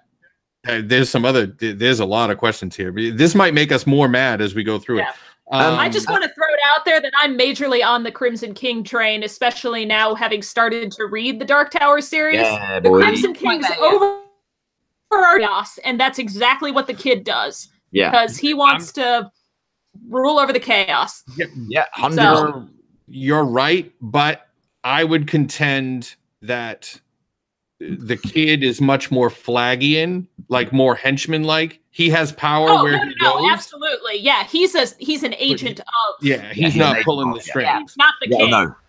No. And I want to say, I know we're sounding like we're trying to pick holes. I think the whole chat has been us trying to maybe say what we liked, but there's been a lot of And things make sense of it. and make sense of it. And there's been a lot of things that we're picking holes in. I just want to reiterate our stance on the show to anyone listening. We're not saying the show is bad because of this finale at all. Yeah, We no, still not at all. all really Absolutely. enjoyed the show. We wouldn't spend as much time talking about it with you guys or talking about it in a podcast or messaging each other about it. We absolutely love the show, but it's our job, because essentially what we do is review things. We have to review it fairly, and we have to take the negatives with the positives. We sing the praises of an episode like The Queen, which is bang on, in my opinion, one of the best episodes of television I've ever seen. Beautiful piece of work. Because should be submitted for a standalone award at the Emmys or whatever. City Spacek, excellent work. But you have to be able to be honest about it. We're not going to sit here and go, oh, it's amazing, it's just the best thing ever. No. We have to be critical. It's just the only way that you can make sense of some of this stuff. And nothing's infallible. No show is infallible. There is always points which can be improved on, and it's important that we talk about them. So that's why we're not being negative. We're just going through some plot holes, and it's fun to talk about them because they make people angry. Yeah, and I think that there's probably millions of people that watch this show that never read anything by Stephen King, and it didn't matter. They saw a mystery show with an ambiguous ending, and they might have been mad because most of the stuff that we're pointing out, especially like Death Garden and everything like that, we're saying we're mad because we wanted to see more of them. You know what I mean? It's not like there was it's nobody was mad. We're not bitching about, well, how come they never, referred back to that TV show, or the fact that Molly wanted to revitalize downtown Castle Rock. Like, it doesn't, who gives a shit? You know what I mean? That just served as a way for the kid to have something to tell her, like she succeeded. That, you know what I mean? And there's no way that the you guys from Fan Critical or Hannah, I just remember, what was it, like 2 weeks before the premiere, I just sent Hannah a DM. And I mean, we knew each other, but it wasn't like we were fast friends or anything. And I said, how much do you like Stephen King on a scale from 0 to want to do a podcast about Castle Rock with me? Yeah. And that's literally how the show started. And I mean, I would not trade this for the world, and I would not trade everything that we've done and thought about and from what was it, the first episode, Hannah, where I read the whole Devil and Daniel Webster because Jenny Bean sent an email. Yeah. Like, it's a great ride, and nobody ever said, hey, do you want to do a podcast where we break down the Big Bang Theory? Because you wouldn't. No. Oh God! These sorts of shows lend themselves to the best type of speculation, the crazy type of speculation, the tinfoil theories, which is something that I thrive for. On our Westworld podcast, which John is actually the host of, I'm in charge of Theory Corner, which is a riff on King Corner, obviously, and I basically love tinfoil theories, and I love bringing tinfoil theories. And if we had time, we would also do a tinfoil theory section in our podcast now, but there's just no time because there's just so much to talk about with it. So many. It would end up. I think I should do. Oh, go ahead, Hannah. Oh, I was just going to say, I think I said in one of our episodes, like, this roller coaster ride has been awesome. It's been the shit. I just feel like I slightly spilled my slushie on my lap at the end of the ride. Oh, nice. So, that's about how it is. I loved the show. Still super fun. Yeah, I think so. How are those questions coming? Because I know they're probably back. I am ready. We'll probably do a speed round sort of thing. Heather Lane Stewart. Why was Warden Lacey's head buried and dug up by the dog? Why was it not just laying out by the tree? It bugged her the entire season. Yeah. Why was it not? Thank you, Heather. Us too. Yeah. How did it get out of the car? Did it get out of the car? You got a sunroof or something? No, it came out the window if you watched carefully enough. Oh, Jesus Christ. Did anyone listen to the Hulu official podcast on that particular scene? No. I did. No. What? So there was the one from the episode, and then there was another one where they had Scott Glenn on. Oh, I didn't listen to that one. So it's really, I told you to listen to I that know, interview. that's my favourite one. So the Scott Glenn interview is only about 2.5 minutes, but he talks about the fact that he's part of the like, well, here we call it like the reserves, but like the Volunteer fire department, right? yeah, but I think voluntary sheriff's department. Yeah, sheriff's volunteer. Yeah. And he talked about an occasion where, very sadly, there had been a car crash suicide of a young woman, and it took them 3 weeks to find the head. Jesus. Which was really, really similar. I'm very sorry, guys, but very similar to the whole Dale Lacey thing. So maybe it's not that unusual if a car goes off a cliff to not find the head immediately. I don't know. Although I would still like to know if there's a rope around it, I guess. Yeah. Yeah. That's Well, true. let's not, I think that's just a weird thing we're never going to get explained, and it's annoying. Yeah, add it to the list. I'm adding it to the list for next week. I'm down with that bit of the list. Next. Everybody, basically, there's a bunch of people with pitchforks and torches about the entire birthday party scene. What it meant, who did it, what happened. Like everybody, Melissa and Damiao and Heather, everyone's mad about that. Because it's not even really a question other than what the hell birthday party scene. Okay, so the birthday party scene, let's just look at it in isolation. It definitely, if it did happen in the 50s, and it definitely did happen in the 50s, by the way. 50s or 60s. Yeah, it's in the past. So he is seeing events from the past, and we know that he can do that. It adds more strings to the bow of the theory that, he's been doing this for a long time. He's been in this town, around this area, around the Todash space and Schisma, terrorizing people and forcing them to do bad things for a long time. It's another string to the bow that the kid is an evil, manipulative creature. So take it as that, I would, in my opinion. I'm down. And if he can mess with timelines, who's to say, like, Exactly. I mean, he just bops around doing whatever the hell he wants. 100%. Literally, you could do anything you wanted if you were completely free to go to any timeline at any point whenever you liked. Yeah. Right. So is the issue maybe that he can jump between timelines, but he can't leave this universe? Yeah. Maybe. This is what I mean. If you don't establish rules, they can just say whatever they like, which is annoying, but that's the way. That's the world we're living in. And that's the piece that they didn't overtly say it, but by what they showed, they proved that there are other wares because people were there and then they weren't. Henry was not there and then he was. And they proved there are other wens because Ruth said stuff that she could not have known.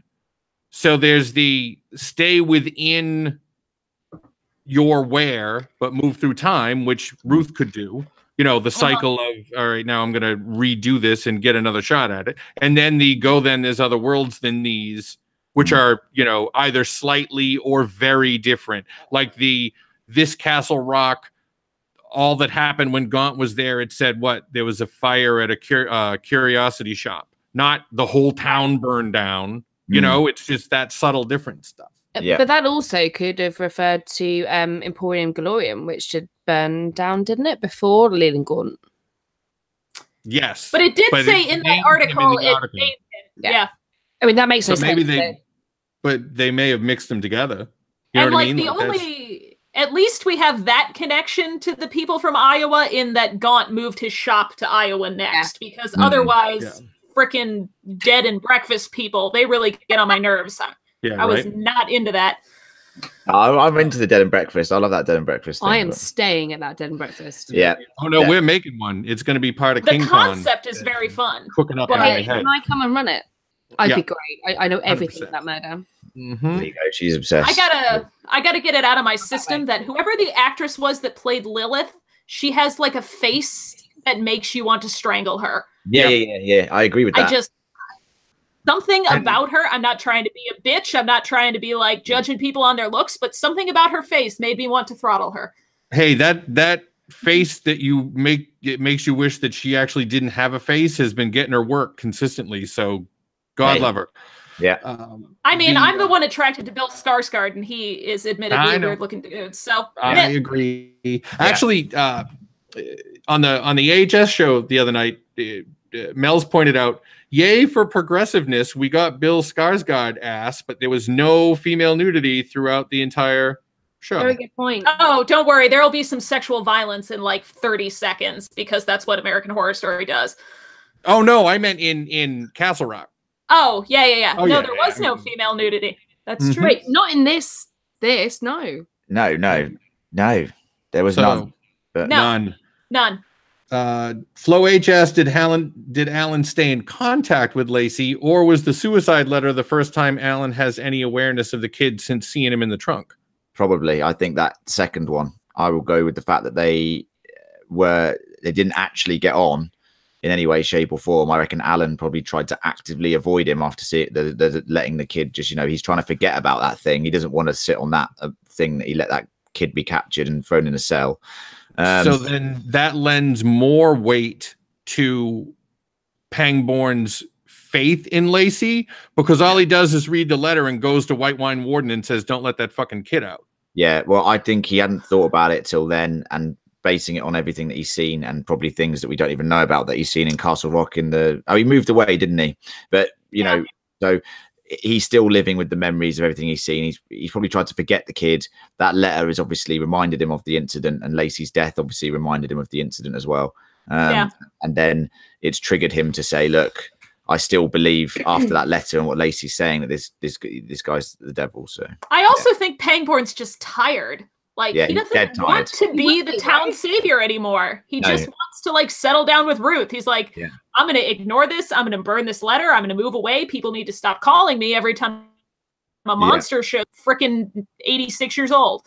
Scott Glenn is not 86. I apologize for saying that. But old Alan Pangborn probably close to it. He's in good nick. Scott Glenn's in good nick. I'm a bit in love with Scott Glenn. Yeah, I'm in love with Scott Glenn, and he's just same. He's awesome. He's awesome. Do you want a little tidbit about the woman who plays Gordon's wife? That's what I was doing now while I was doing it. Yep. So she is from Columbia, just FYI, as in the District of Columbia, USA. Yeah. And she's probably most well known for spending 4 years in True Blood with she another of the Skarsgårds. Oh, she is with Eric. Oh, Eric, True Blood, a show with so much potential, which just went awry. But yeah, I remember her. I remember her. Yeah. She's I mean, some other stuff that we don't need to mention, but that was probably her longest running. She was the waitress, wasn't she? Holly. Yeah, she was one of the waitresses. Good call. At Sam's bar. So there you go. Skarsgård link, slightly supernatural. Yeah. My True Blood was another one of those 5-year-old thing, and there's vampires, and then sex panthers for some reason. Yeah, that's true. There are panthers, werewolves, I everything. stopped watching after season 2. So did they happen after that? Because they sound fun. Yeah, wait to get to season 5. It just goes. There was a whole family of them. Yeah, there is literally a whole family of sex jaguars or something. I don't know what. Really, actually feline. I'm not sure they flip back and forth. They turn into sex, the person turns into, it's like a werewolf, but they turn into jaguars. And are they actually sex panthers? They turn into panthers. They just turn into panthers, but we're probably tacking on the sex bit, but who knows? Yeah. What are the animal people in the King universe called again? The Cantai. Cant something like that. It starts with a Cantoy. K. And then there's okay, there we go. And then there's the rat people. And then there's just these other things flying around. There's a lot in the Stephen King stuff. How's the questioning? I'm getting now they started answering each other's questions, and now they kind of on a bit of a tangent. Who isn't attracted to Skarsgård? Marquita says, and that's a very answerable question. The answer is nobody. I think. Yeah, everybody. Who is attracted to Skarsgård? Yeah, she said who is not attracted to Skarsgård, and I think the answer is no. The Skarsgård family have Emma, not Emma. They have some silly genes going on where they all are pretty, they're all in good nick and they're all good looking guys. They have so many kids. Yeah, it's mad. And they're all actors. I've got to say, Bill is not my bag. Well, no, but who's the one who plays me neither, Eric in True Blood? Alexander Skarsgård. He's in good nick, isn't he? Unbelievable. I mean, he was Tarzan too. He was Tarzan. That's right. He was. Shame that film was awful.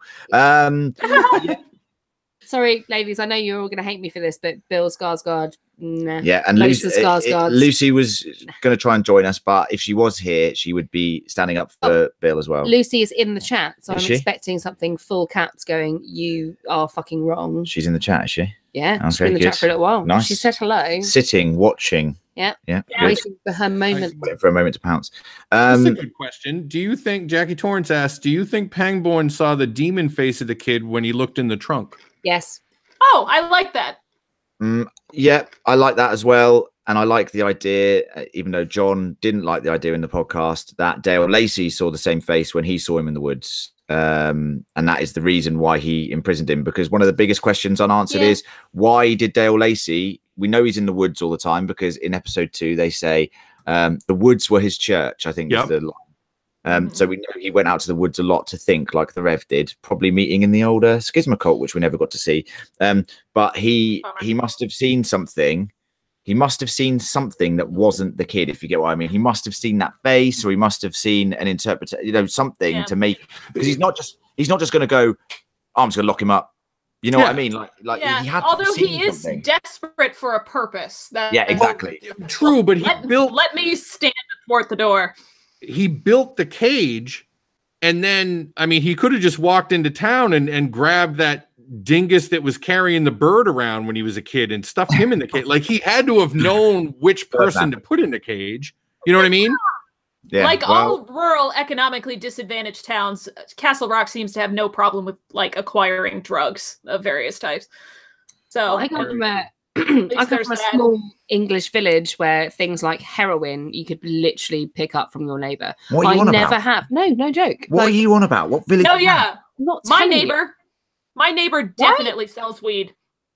Like, you could get heroin, weed, cocaine, slightly different levels. Weed, Unbelievable. pills, tiny village. They're down the road for the Met here in North Carolina. Yeah. So, Yeah. Well, yeah. So Dale Lacey definitely saw the kid, and Alan saw the kid's weird face as well. The weird demon zombie face. Let's go with that. Yeah. So then I have a question for you guys and everybody in the chat. Go on. I'm intrigued.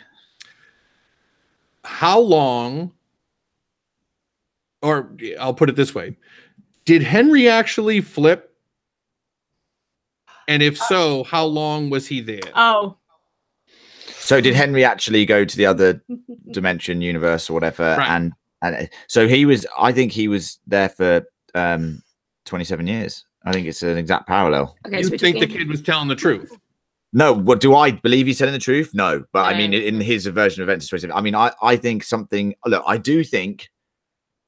Actually, I don't think he's telling the truth. I'm thinking about it as I talk. No, I think he made it all up, and that will annoy some people because, rightly said, I think it was John and Gaz said it in the podcast, that what a waste of an hour of television, because none of it has any relevance really, other than being an informative story for our characters to hear.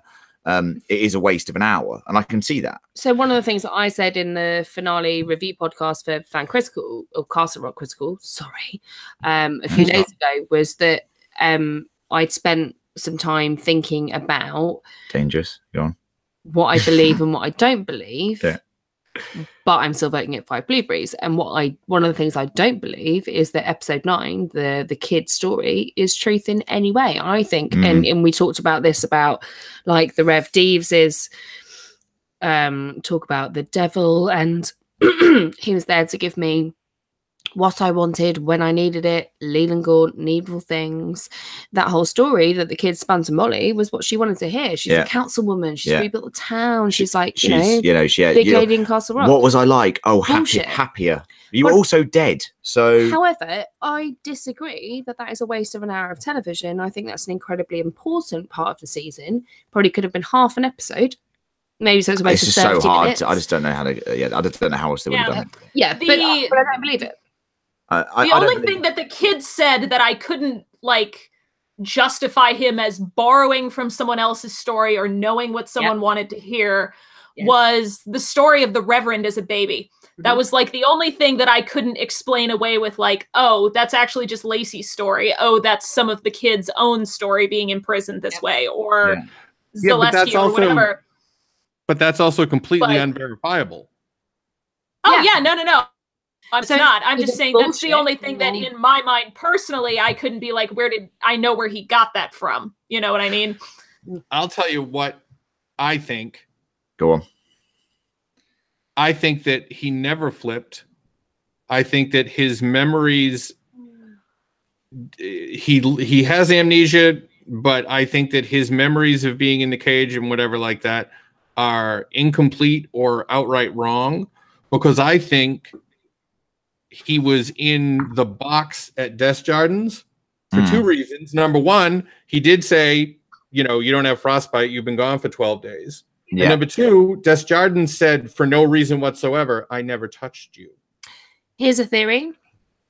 So Henry was imprisoned by Desjardins, or in that cage in a untoward manner for 11 days. God.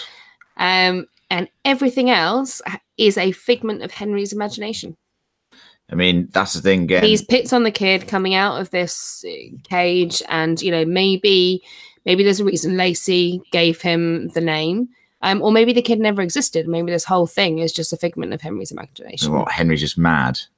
Look, this is the thing. We can all. We that's a tinfoil. Emma, I told you to save tinfoil for the tinfoil section. Jesus. I'm not in the podcast next week, so No, I've got to use it now. You're booted. I've booted no, you off but the actually, roster. Genuinely, what if the kid is a real person and there are some reasons why this, that, and the other has happened, but everything that Henry has experienced is bullshit. Yeah, maybe. I think that's and that's why Desjardins was in it. That's why there's so many other things that, Henry did it. Maybe Henry did just push his dad off a cliff, and that he did do that. Well, He did do that. but No, that's his memory. That's his memory. Can't guarantee that, because is it? You Do we know that's real? We don't. If we start, this is the problem with Westworld, and this is a problem with some shows. Lost. You can't trick the viewer like that. That's cheating. But that is they cheating. have. Yeah, but that's cheating as showrunners. But they have. You've got to take. It's uncool. You've got to take certain things as factual. Henry did push the Rev off the cliff. That's the one piece of fact that I'm taking from everything. That is a fact. So we have to take that as fact. And I support you wholeheartedly on that, because not only did we know that Henry remembered pushing him off the cliff, but we also know that he fell off a goddamn cliff because it was referenced separately. Yeah. That's why Bandage Priest, no one else saw that but Molly. You know what I mean? The dog, nobody else saw that but Lacey. There are certain things that you could say are isolated to, maybe the town makes people bananas, but having corroboration matters, I think. So I agree with you, Len. Yeah. One of my last notes on episode 9 was something has to be true. What is it? I mean, that's just kind of the rules. Somebody's narration has to be correct, right? Something has to be real. It's just Someone has to be reliable. Yeah. You have to have some grounding. You can't, otherwise it just becomes ridiculous. Right. So drawing a film comparison again, I think sort of what they wanted us to do. Has everybody seen Pan's Labyrinth? Yeah, I love it. Brilliant film. And what they did at the end was to sort of make you want to, was this a fairy tale or did this really happen? Kind of thing. Yeah. That was done well because there was some stuff that we knew was real for sure because it's happening around whatever. But here it's like you could almost make anything seem untrue. And then I forget who in my life I was talking to that was like, well, maybe it's all just Jackie's book. And then I blacked out of sheer rage. No. That theory has been it would make me super angry. Yes, that theory is one that has been thrown up, which is the Jackie that it's all her story. And whilst we're on the subject of Jackie, and then I guess we'll come to some more questions. But whilst we're on the subject of Jackie, should we talk about that post-credit scene, because it's been extremely divisive, and I think it's something we haven't touched on yet. We were split sort of in the podcast on our end about its relevance, its importance, how disappointing it was potentially. What were your guys' thoughts on it? Did you feel like it was just tacked on at the end as a little sort of like bonus, but a sort of cheesy bonus? Yeah, so from the beginning, as soon as they said Jackie Torrance, I said, what did I say, Acadia? This is not cute. Yeah, you hated you hated her. You hated her. I'm like, if this is a recall to The Shining and it's just like some goofy thing, I'm like, this isn't a cute way to do this. I don't like this. I think it's cheesy. And I think her character has been a lot of that way throughout the whole story. She's like a comedic relief kind of deal. Like, I smoke pot. I want to be a writer like my murderous uncle. I shop at Hot Topic, And then that end scene totally fit with that whole thing for me. And I still don't like Diane. Yeah, I mean, look, she's a great. He refused to call her Jackie. She kept calling her Diane. She insisted on calling her Diane. That threw me off. Quit being an edgelord, Diane. Your name isn't Jackie. I think Diane. It's Jane Levy, isn't it? The actress. She's awesome, right? And she's awesome. Yeah, the episode where she shined was the Dead and Breakfast episode. That's what I wanted more of her in that sort. You know, she was utilized in that episode.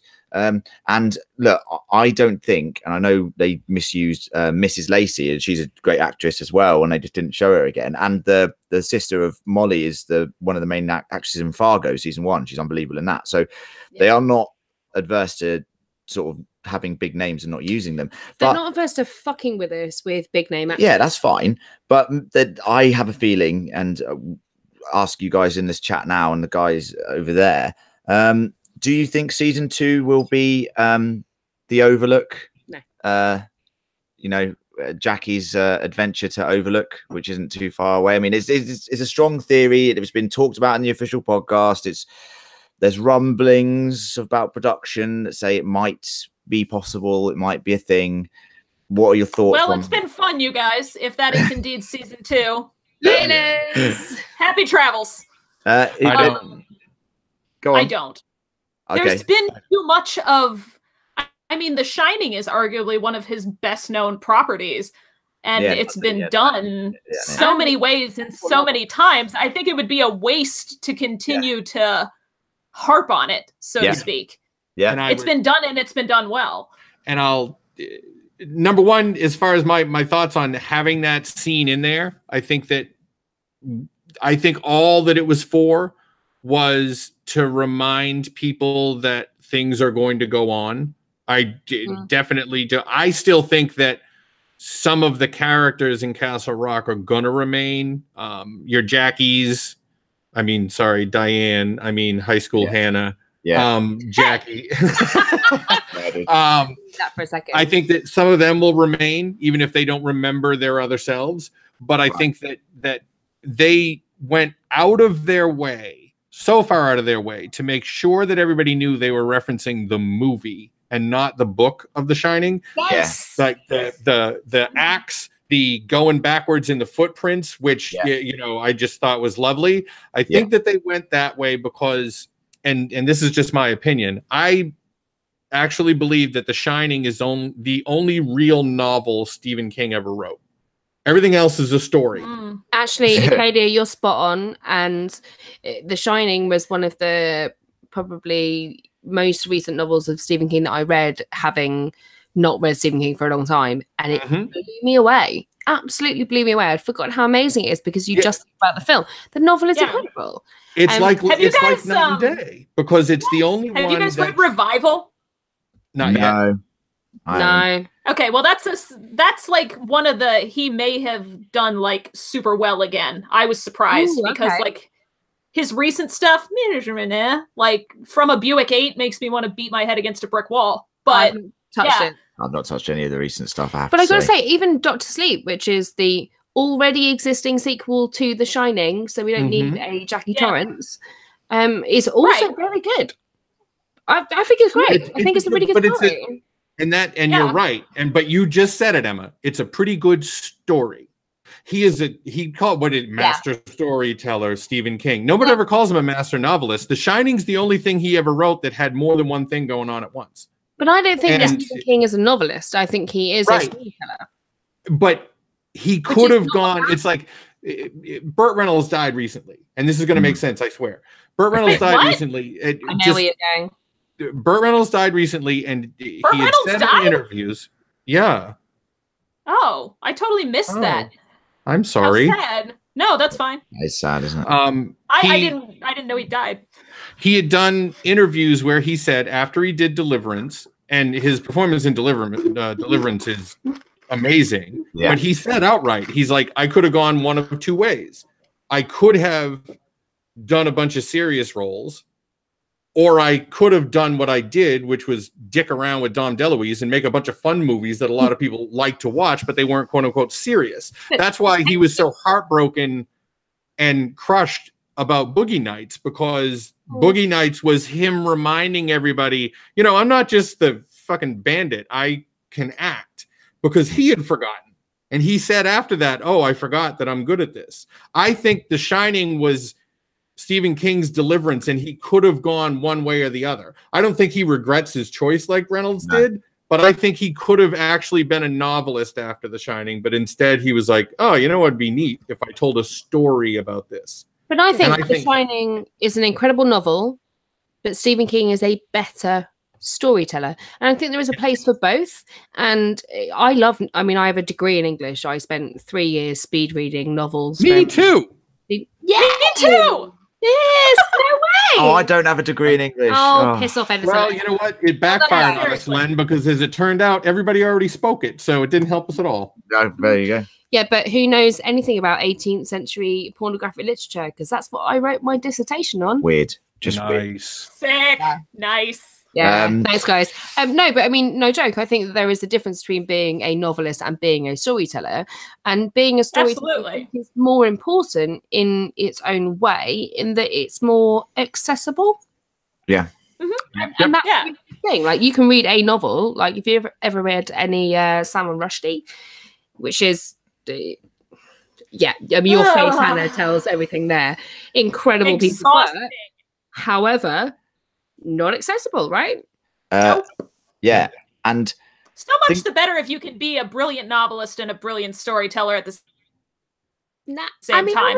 You know, I like a story. Should we bring it on to hopes for season 2? Because I think that'd be a fun thing to get everyone talking about. I think that would be a nice way to close us off. Yeah, I think all right. We spend a good 20-25 minutes talking about that, or we could spend hours talking about it probably, but we've got about another 25 minutes here. So let's do that. So anyone in the chat, right now is your time to put any questions or what hopes and fears you might have for season 2. So things that you would like to see happen, maybe where you see the story, what it's centering on. I mean, what do you think, guys, over there? Like, we know it's an anthology season. We know it's going to be a form of a completely different story with new characters, and the only thing that's consistent is the town. Essentially, is what they've always said, unless they change their mind and move to the Overlook, which we hope doesn't happen. What are your hopes? What are your hopes? It is in their world, though. It's not my world. Yeah. Okay. But what are your hopes for season 2, Hannah? I got 3 words for you, Len. Monsters, monsters, monsters. Monsters. Yeah, boy. I want a creature. I want, like this human tragedy, people are the real monster thing. Yeah, whatever. Yeah. Okay. Give me a real monster. Yep. So I need some eldritch horror in my life. You want basically more horrific elements in there then. What about a bit of Wendell the Wendigo? The Wendigo. the Wendigo theory, for anyone listening, is something that was touted a while. A lot of our listeners, a couple of our listeners sent us in theories about the Wendigo. Hey, it makes sense, the Wendigo theory. So watch that space. Wendell's just a great name. Yeah. Sorry, and Wendell is the Wendigo. Wendigos are my absolute favorite horror creature. I mean, I know there's some level of cultural sensitivity that needs to be considered when doing it, but like Algernon Blackwood's The Wendigo was like one of my OG favorites. I love the concept of the Wendigo. I think it's a brilliant monster. So much the better that it's born from actual folklore. So would love a Wendigo. We've got some people in the chat saying, Jackie Torrance says hopes for season 2. Ironic that Jackie is saying she doesn't want it to be another version of Shining. I agree, though. She's correct. She is bang on there. Diane. Well, oh my God. John said killer cars. Shut up, John. No. John said a killer car, never again. But it's an Uber. No, John. No, that's just murder. No. Assault. We don't like that. This is why we don't let John write or do any notes for the podcast, because he never does notes anyway. He says imagine. Imagine, yeah, exactly. Imagine all the people murdered by Uber. Exactly. I take it back. I love Uber, and John has shares in Uber. He literally gets an Uber every day. It's mental. There's no Uber where I live. That's madness. Also, there is, but it's a dude in a wagon. Acadia, what's your biggest hope for season 2 or fear? You choose. My biggest hope is that they tell us What they need to do now that they've been renewed is that they need to establish, because this is not Buffy. No, this is X-Files. Yeah. They need to establish a mythology, and the next season does not necessarily have to be about the schisma or anything like that. No. But it needs to remember that there's something, whatever was talking to Lacey or whatever was pulling the strings behind the scenes, we have to be reminded that it's there. Other than that, I just want them to tell a really good story and throw in some things that are familiar and mix them with things that aren't, because I think they did that part really well. Yeah. But I think that if this series does not end up with someone saying, you know, we've got to go to Midworld, or at some point down the road, and I won't say any of the names because I don't want to spoil it, someday I want Castle Rock to come across somebody with a name that anyone that's read the Dark Tower series is familiar with. Yeah. That is the only vehicle I see for them to realistically bring the Dark Tower back in a realistic way. So that's what I'd like to see. Yeah. Have you guys ever noticed that with the Dark Tower, a lot of the protagonists / good characters or important characters' last names start with D? No, because I haven't started reading it Emma's yet. not read it, but I'm reading The Talisman. Yeah. So now we've got Deaver, and we've got Deshane, and we've got who was the artist kid? His last name also started with D. God. Danville. Danville. Yeah. Okay. So yeah, I'm like, maybe Henry will come back later in some way. Yeah. Your hope. Now, do you know what, Len? You go first. I'll go first. So I want more horror. So basically, I think at times this season they used it well, but I think it wasn't used enough. I want some more, scary moments in it. I understand why they don't necessarily do it, because it might turn off quite a large portion of the audience, people who don't enjoy, scary things. I love scary things. I love horror films. It's a horror show. It's a horror show. It needs to just ramp it up a little bit there. I want consistency. So I want the Crimson King, and I want the Easter eggs to still be as they are, because one, if they don't have the Easter eggs, King Corner is going to be destroyed as a segment, and that'll be disastrous. Firstly, secondly, I think they used Easter eggs really well. I think they didn't overtly, they didn't shove them in our face. If you didn't read Stephen King, they weren't necessarily there. There were a couple that were on the nose, the axe stuff and Shining walking backwards in the steps stuff. I mean, that's fine. It wasn't like, it didn't ever get in the way. I just want them to continue that and keep these mentions of the Crimson King going, keep them going, so that I'm validated in 5 seasons time. We're back here in 5 seasons time, talking to everyone going, we called it back in season 1. They had a plan, and that's what I'm hoping for. Yeah. And that's, and Damiao said, actually, John had a very realistic, from the TV standpoint, idea that it's going to be about the adventures of young Pangborn. After when he couldn't be with Ruth, but before he left, but before Needful Things. But then you get into Bannerman was Bannerman was the sheriff before that. So how much are you going to change it? But then also the thing that I had said about, I think it's going to end up with the tower. Damiao said the thing that actually covers everything in the Stephen King universe, all things serve the beam. And that is hammered on in the books, that all things serve the beam. It's Ka is fate. Yeah. These things are going to happen. And I think that they need to honor that piece of it, because I sincerely believe that King wants his legacy to be that people write King stories like an August Derleth wrote Cthulhu stories. Yeah. He wants to be our Lovecraft that people can pick it up later, Yeah, later, yeah. I think that's a good shout. But young Pangborn, less racist than Lovecraft, so we're on our way. A little, but he's getting there. Yeah. No, I'm up for a young Pangborn TV show. I'd want to see Scott Glenn again, but obviously if it's young Pangborn, we're not going to get that. But I like Pangborn as a character. He was my favorite character this season. So that's maybe why the last 3 episodes.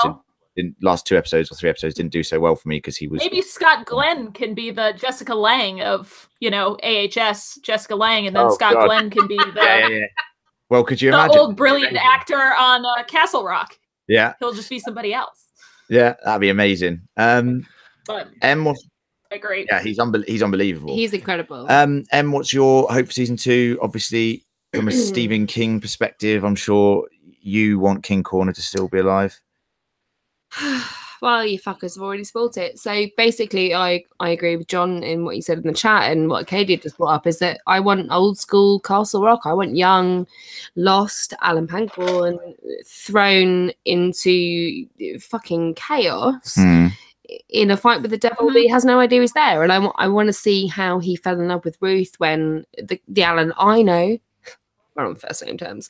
Yeah. The Alan I know is in love with Polly, and that's how he escapes from Castle Rock, and he's an incredible man. And I want to see. We've seen 2018 Castle Rock, 1991. I want to see late 80s. I want to see Alan turn up, take the sheriff's position, and show us what Castle Rock was like.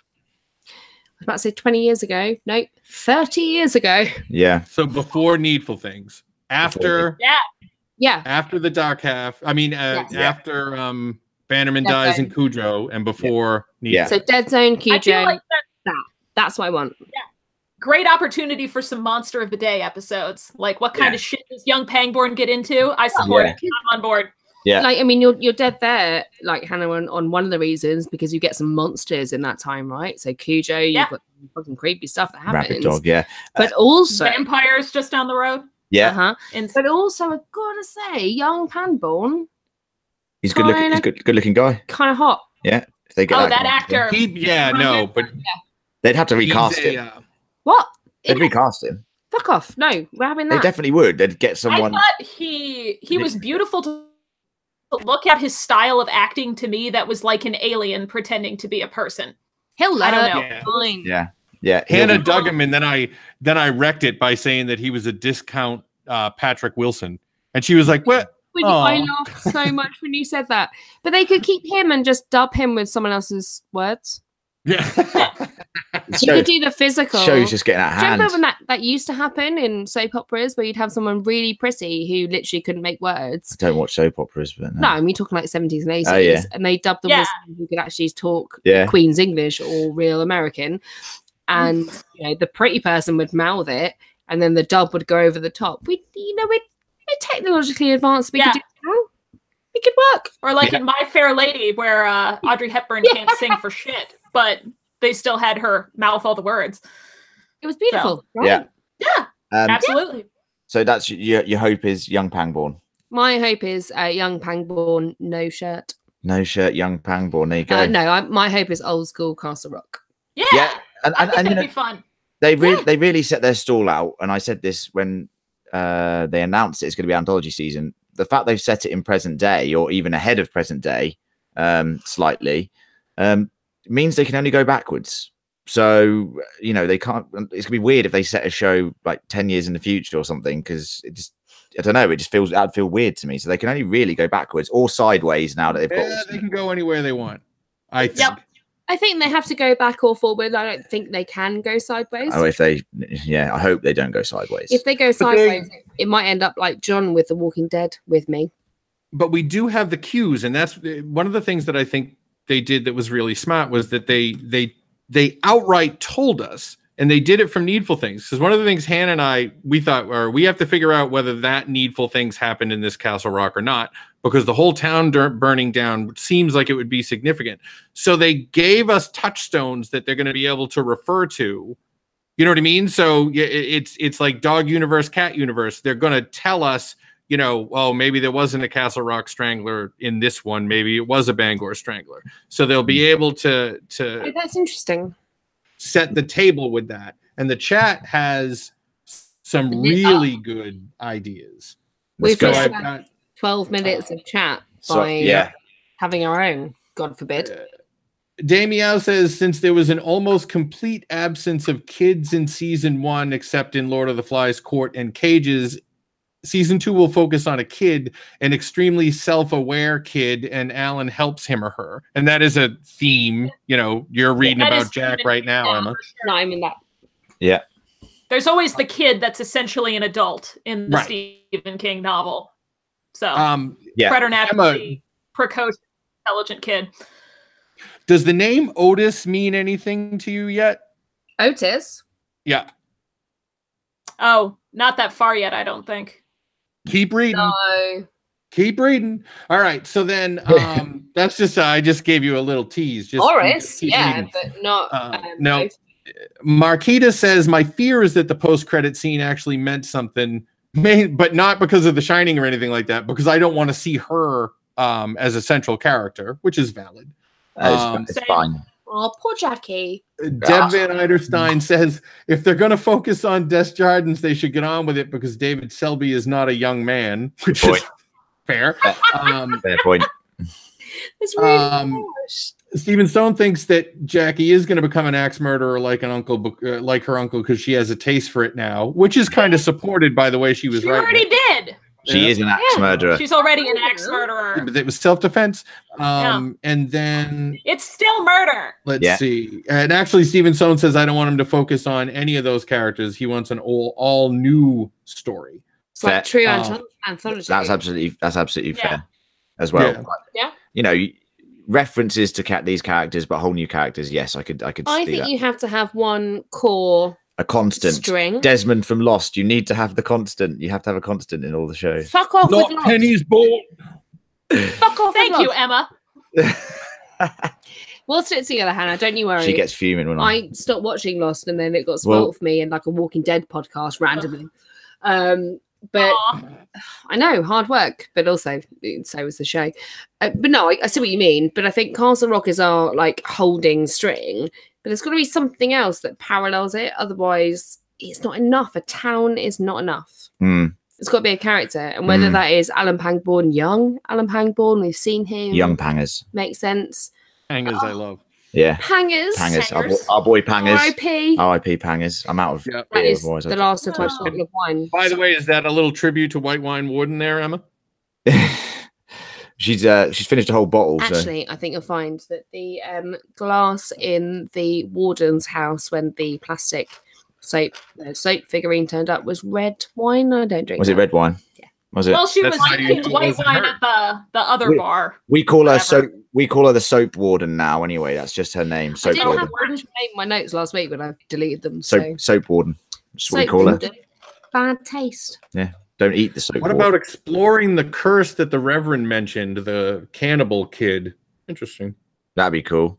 What? Okay, Like- that, Because the other thing, yeah, yeah, but you know what?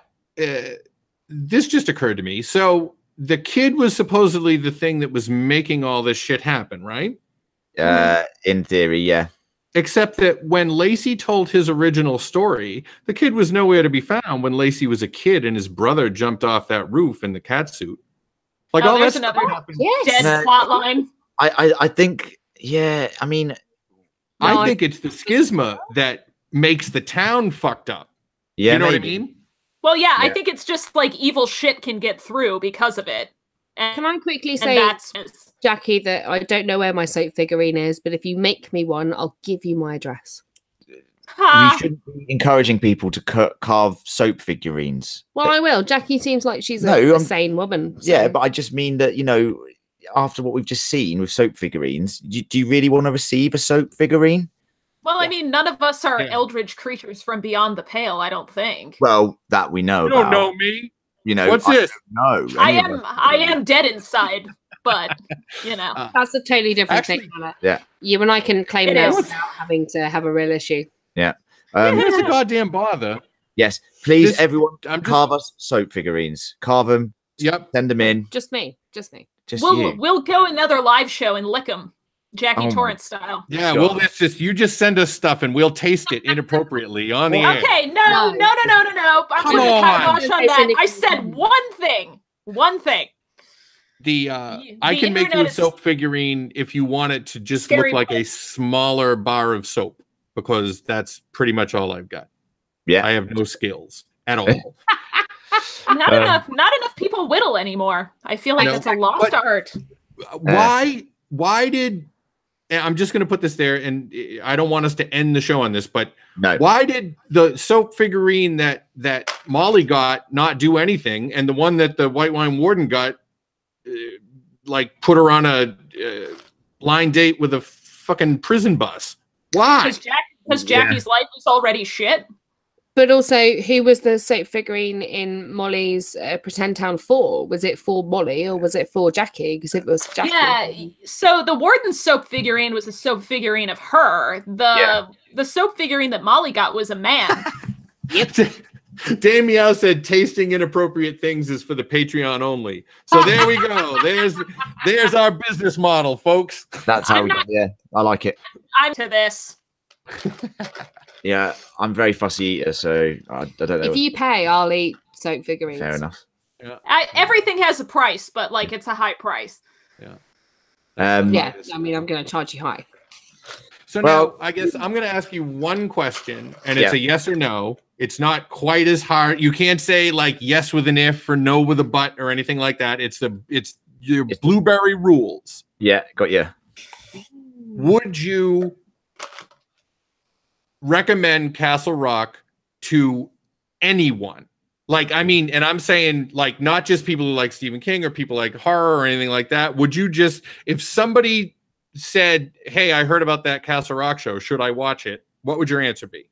I would say yes. I think it's accessible enough to everyone. I don't think you need to have read Stephen King, but even people, you know, there's so much stuff out there that you don't even realize is Stephen King. Like I've got some mates, and I know if I said to them, you know, like when we watch Shawshank Redemption, you know, that's a Stephen King thing. They'd be like, what are you talking about? They'd be like, literally, what are you talking about? I think there's so many little things in there that people can pick up on that makes it interesting, keeps them engaged. And I also just think that it's a good show. It's a well put together show. I mean, anyone watching cannot watch this show and not be attracted to it in some way, shape or form because of the aesthetic that they've created, the use of music. It's got amazing actors.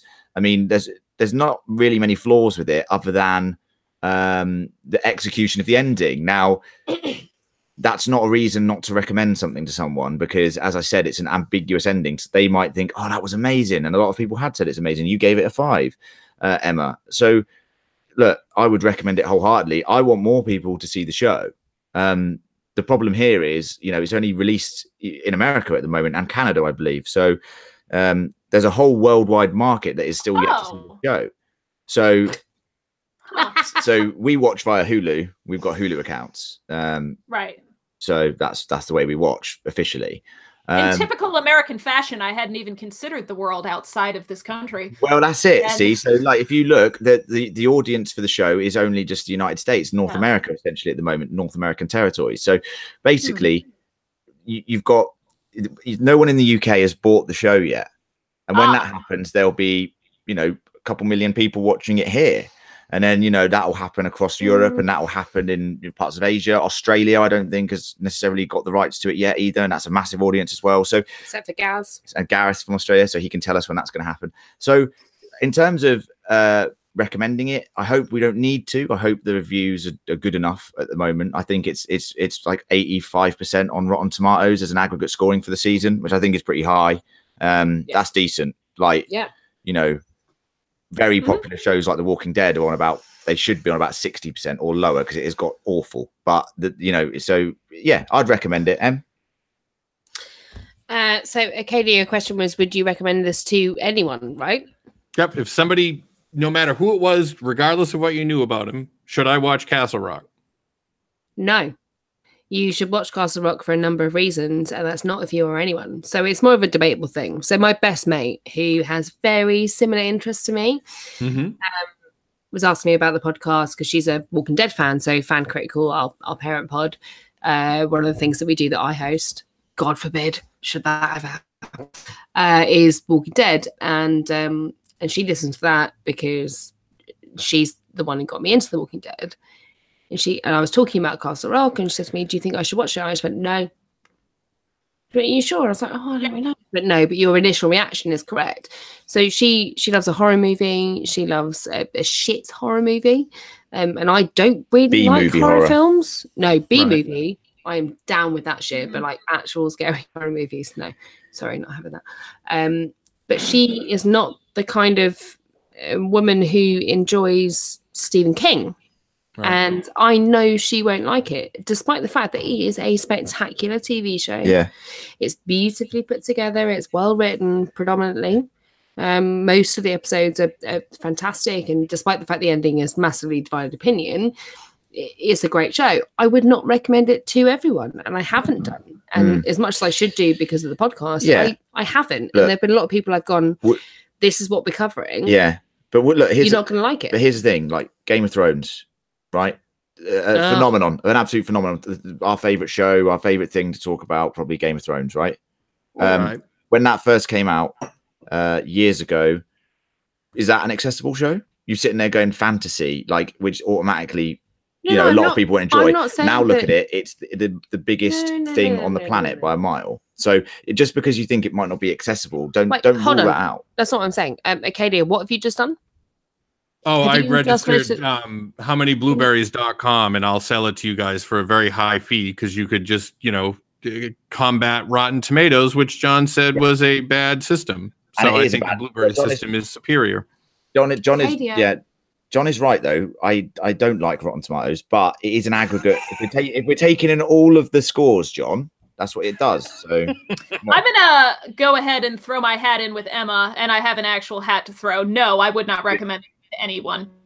Yeah, because it's not a show for anyone, right, Hannah? So no, I think that certain types of people, it alienates a lot of people. And if the ending had been a little bit different, I think it would have alienated less of the average viewer, but even more so now. I don't think I would recommend it to everyone. And that's not to say I didn't love it and that I don't have friends that I would absolutely recommend it to, but I think it's a particular type of audience. And I say that as somebody who's like balls deep in the horror community. Even everyone I know in there won't necessarily like this. No, right. Because it doesn't also mean that you have to be a Stephen King reader to love Castle Rock. No. You have to be a certain kind of horror, supernatural, ambiguous. Yeah, I mean, if I had friends who had read maybe stuff like by Gillian Flynn, I might say they might like this show because it's kind of a mystery thriller in a way. But like, if I had friends who were maybe into more of like the Saw type of horror, I would say they wouldn't like this. Or, a person who watches like Ozark or Breaking Bad, I wouldn't recommend this to them. They wouldn't like it. It's not traditional horror. Yeah, I just think you should always give things a go, in my opinion. Even if you think you're not going to like something, you might end up liking it. A show like The Wire, very slow-paced show, one of the best things ever made. And I wish I had the time. Yeah. I gotta know going in whether I'm gonna like something or not. Yeah. I think what we're coming down on with this, it's yes with an if. So it's not an unequivocal yes. It's going to be a qualified yes. And I'm going to point three things out in the chat because I think they're great, and I think it's probably a good way to end it. Yep. Number one, I've got. They were talking about Kingdom Hospital, which was that Stephen King TV series that was on. I have not seen. Damiao said Kingdom Hospital was targeted towards the general public, and it was awful because it wasn't Stephen King enough. And I would say that that's not off base whatsoever. And then Stephen Stone said, I've never read any Stephen King and got none of the references, and I was on board until the last episode. That's good. So as someone who's never had anything, so there you go. And then on a Castle Rock Live note, John points out Hannah gets to say balls deep and everyone just no sells it. I say go solo, and all of a sudden you're going to censor me. That's true. That is very true. No, Len I feel like mine was a little more commonly used. Yeah. But John goes out of his way, don't worry. He literally, he's a disturbed man. Remember, everyone, John is a disturbed John's next comment man. is, Len, you are a fussy eater? I am. How can you say that? He means. Can you say that? He means you should try everything, because I said I think you should always try a show. And I even fussy eater. So correct. I have been. I was trying not to sound pretentious. So when I go to the podcast and I have to ask what you will and won't eat, you do have to do that, yeah. I'm going to now not do that. No, fine. Okay, fine. For the Patreon. You're going to starve. Well, brilliant. The Patreon is going to be people send us stuff and they have to bet on how many of us will eat it. and then we prove it to I'll them. do that. I'll do it. Yeah, Yeah. Patreon. We'll announce details of that next week. That was So now, Space. in bugs, yes, shellfish, no. the words of I'll take something from professional wrestling, and I am going to ask you, Len and Emma, put yourself over. Tell everybody that's watching what you're doing next, what people are going to be finding you in. So basically, guys, anyone who has been following us this season, thank you very much for listening to us. And we're going to be keeping the main podcast going. Castle Rock Critical is going to be all year round thing. We're going to cover any horror films that we fancy covering. We're going to cover season 2 pre-production, any rumors that we've heard about the stories, any casting information, all of that sort of stuff. But the main focus of it is actually going to be, we're blessed with a wealth of opportunity and material from Stephen King himself, novels, adaptations, some of them hilariously bad as well, which makes excellent podcasting because it just means we can all get drunk and have a laugh at it. So every 2 weeks or so, to the same schedule that we're on now, we're going to be releasing a Stephen King related podcast in some way, shape, or form with pre-production notes on season 2. So that's going to be really fun. So hopefully everyone sticks around for that, because if you enjoyed Castle Rock and you haven't, we'll tell you what we're going to cover. We could cover things like the Dead Zone. We'll say, look, go watch the Dead Zone, with it's Christopher Walken, isn't it? In that. Yeah, and Martin Sheen. And Martin Sheen. Go watch that, and then we can all talk about it. And it's just a great way to get us all together again and get the whole collective of listeners that, have listened to us this season together again, talking about Stephen King. So that's happening. We're also, please do check out our main channel, which has everything that we do on it, which is called Parent Podcast called Fan Critical. We basically review loads of films, other TV shows. It literally has everything on there, from Game of Thrones, Stranger Things, Black Mirror, Westworld, you name it, it's on there. Any Marvel film, Star Wars. Just go check that out, and we'd appreciate any subscriptions to that channel, and that will be active as well all year round. We try and release one every week or so, a podcast on there. And that's it really for the time being. Well, from you, Len. From me. Yeah, what about Emma? Oh yeah, Well, that's so right. my next live thing is going to be critical consumption. So anything you send me to eat or drink, I will consume We're live not on doing YouTube. that yet. That's the Patreon. I told you, saving that for not next you, week. just me. Just you on Just me. That's a weird channel, just you on your own It was eating a things. fun No, job. I I'm know. going to be on it with her, and I'd we're going watch to it. call it Lacey's Basement, Lacey's Basement. because I Do really I have want to that find a name to name? live. Kadia, or can I just do it in my own thing? No, we can do it remote. Don't worry, it's fine. Okay, fine, cool. Yeah, we'll call it Lisa's Basement. I'm in for that. I'm very unfussy. Yep. All So right. that's Great that's television. the Fan Critical plans. What about your guy? The Fan it. Critical, Castle Rock Critical plans. What are your plans, guys? Well, Hannah, why don't you tell them what we got cooking? Oh God, I got me personally, or the Castle Rock Historical Society, because I Well, got Both. I got 16,000 irons in the fire. Let's see here. I'm working on remastering my solo podcast, which is Undead Airlock, into a more coherent horror genre classroom.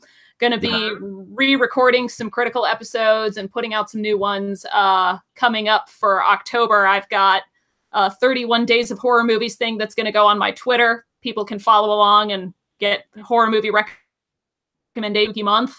Yeah. And I'll be doing a best of 2018 horror media show with all of the books, movies, video games, podcasts, webcomics that have come out this year in the horror genre, telling you what I thought was the best.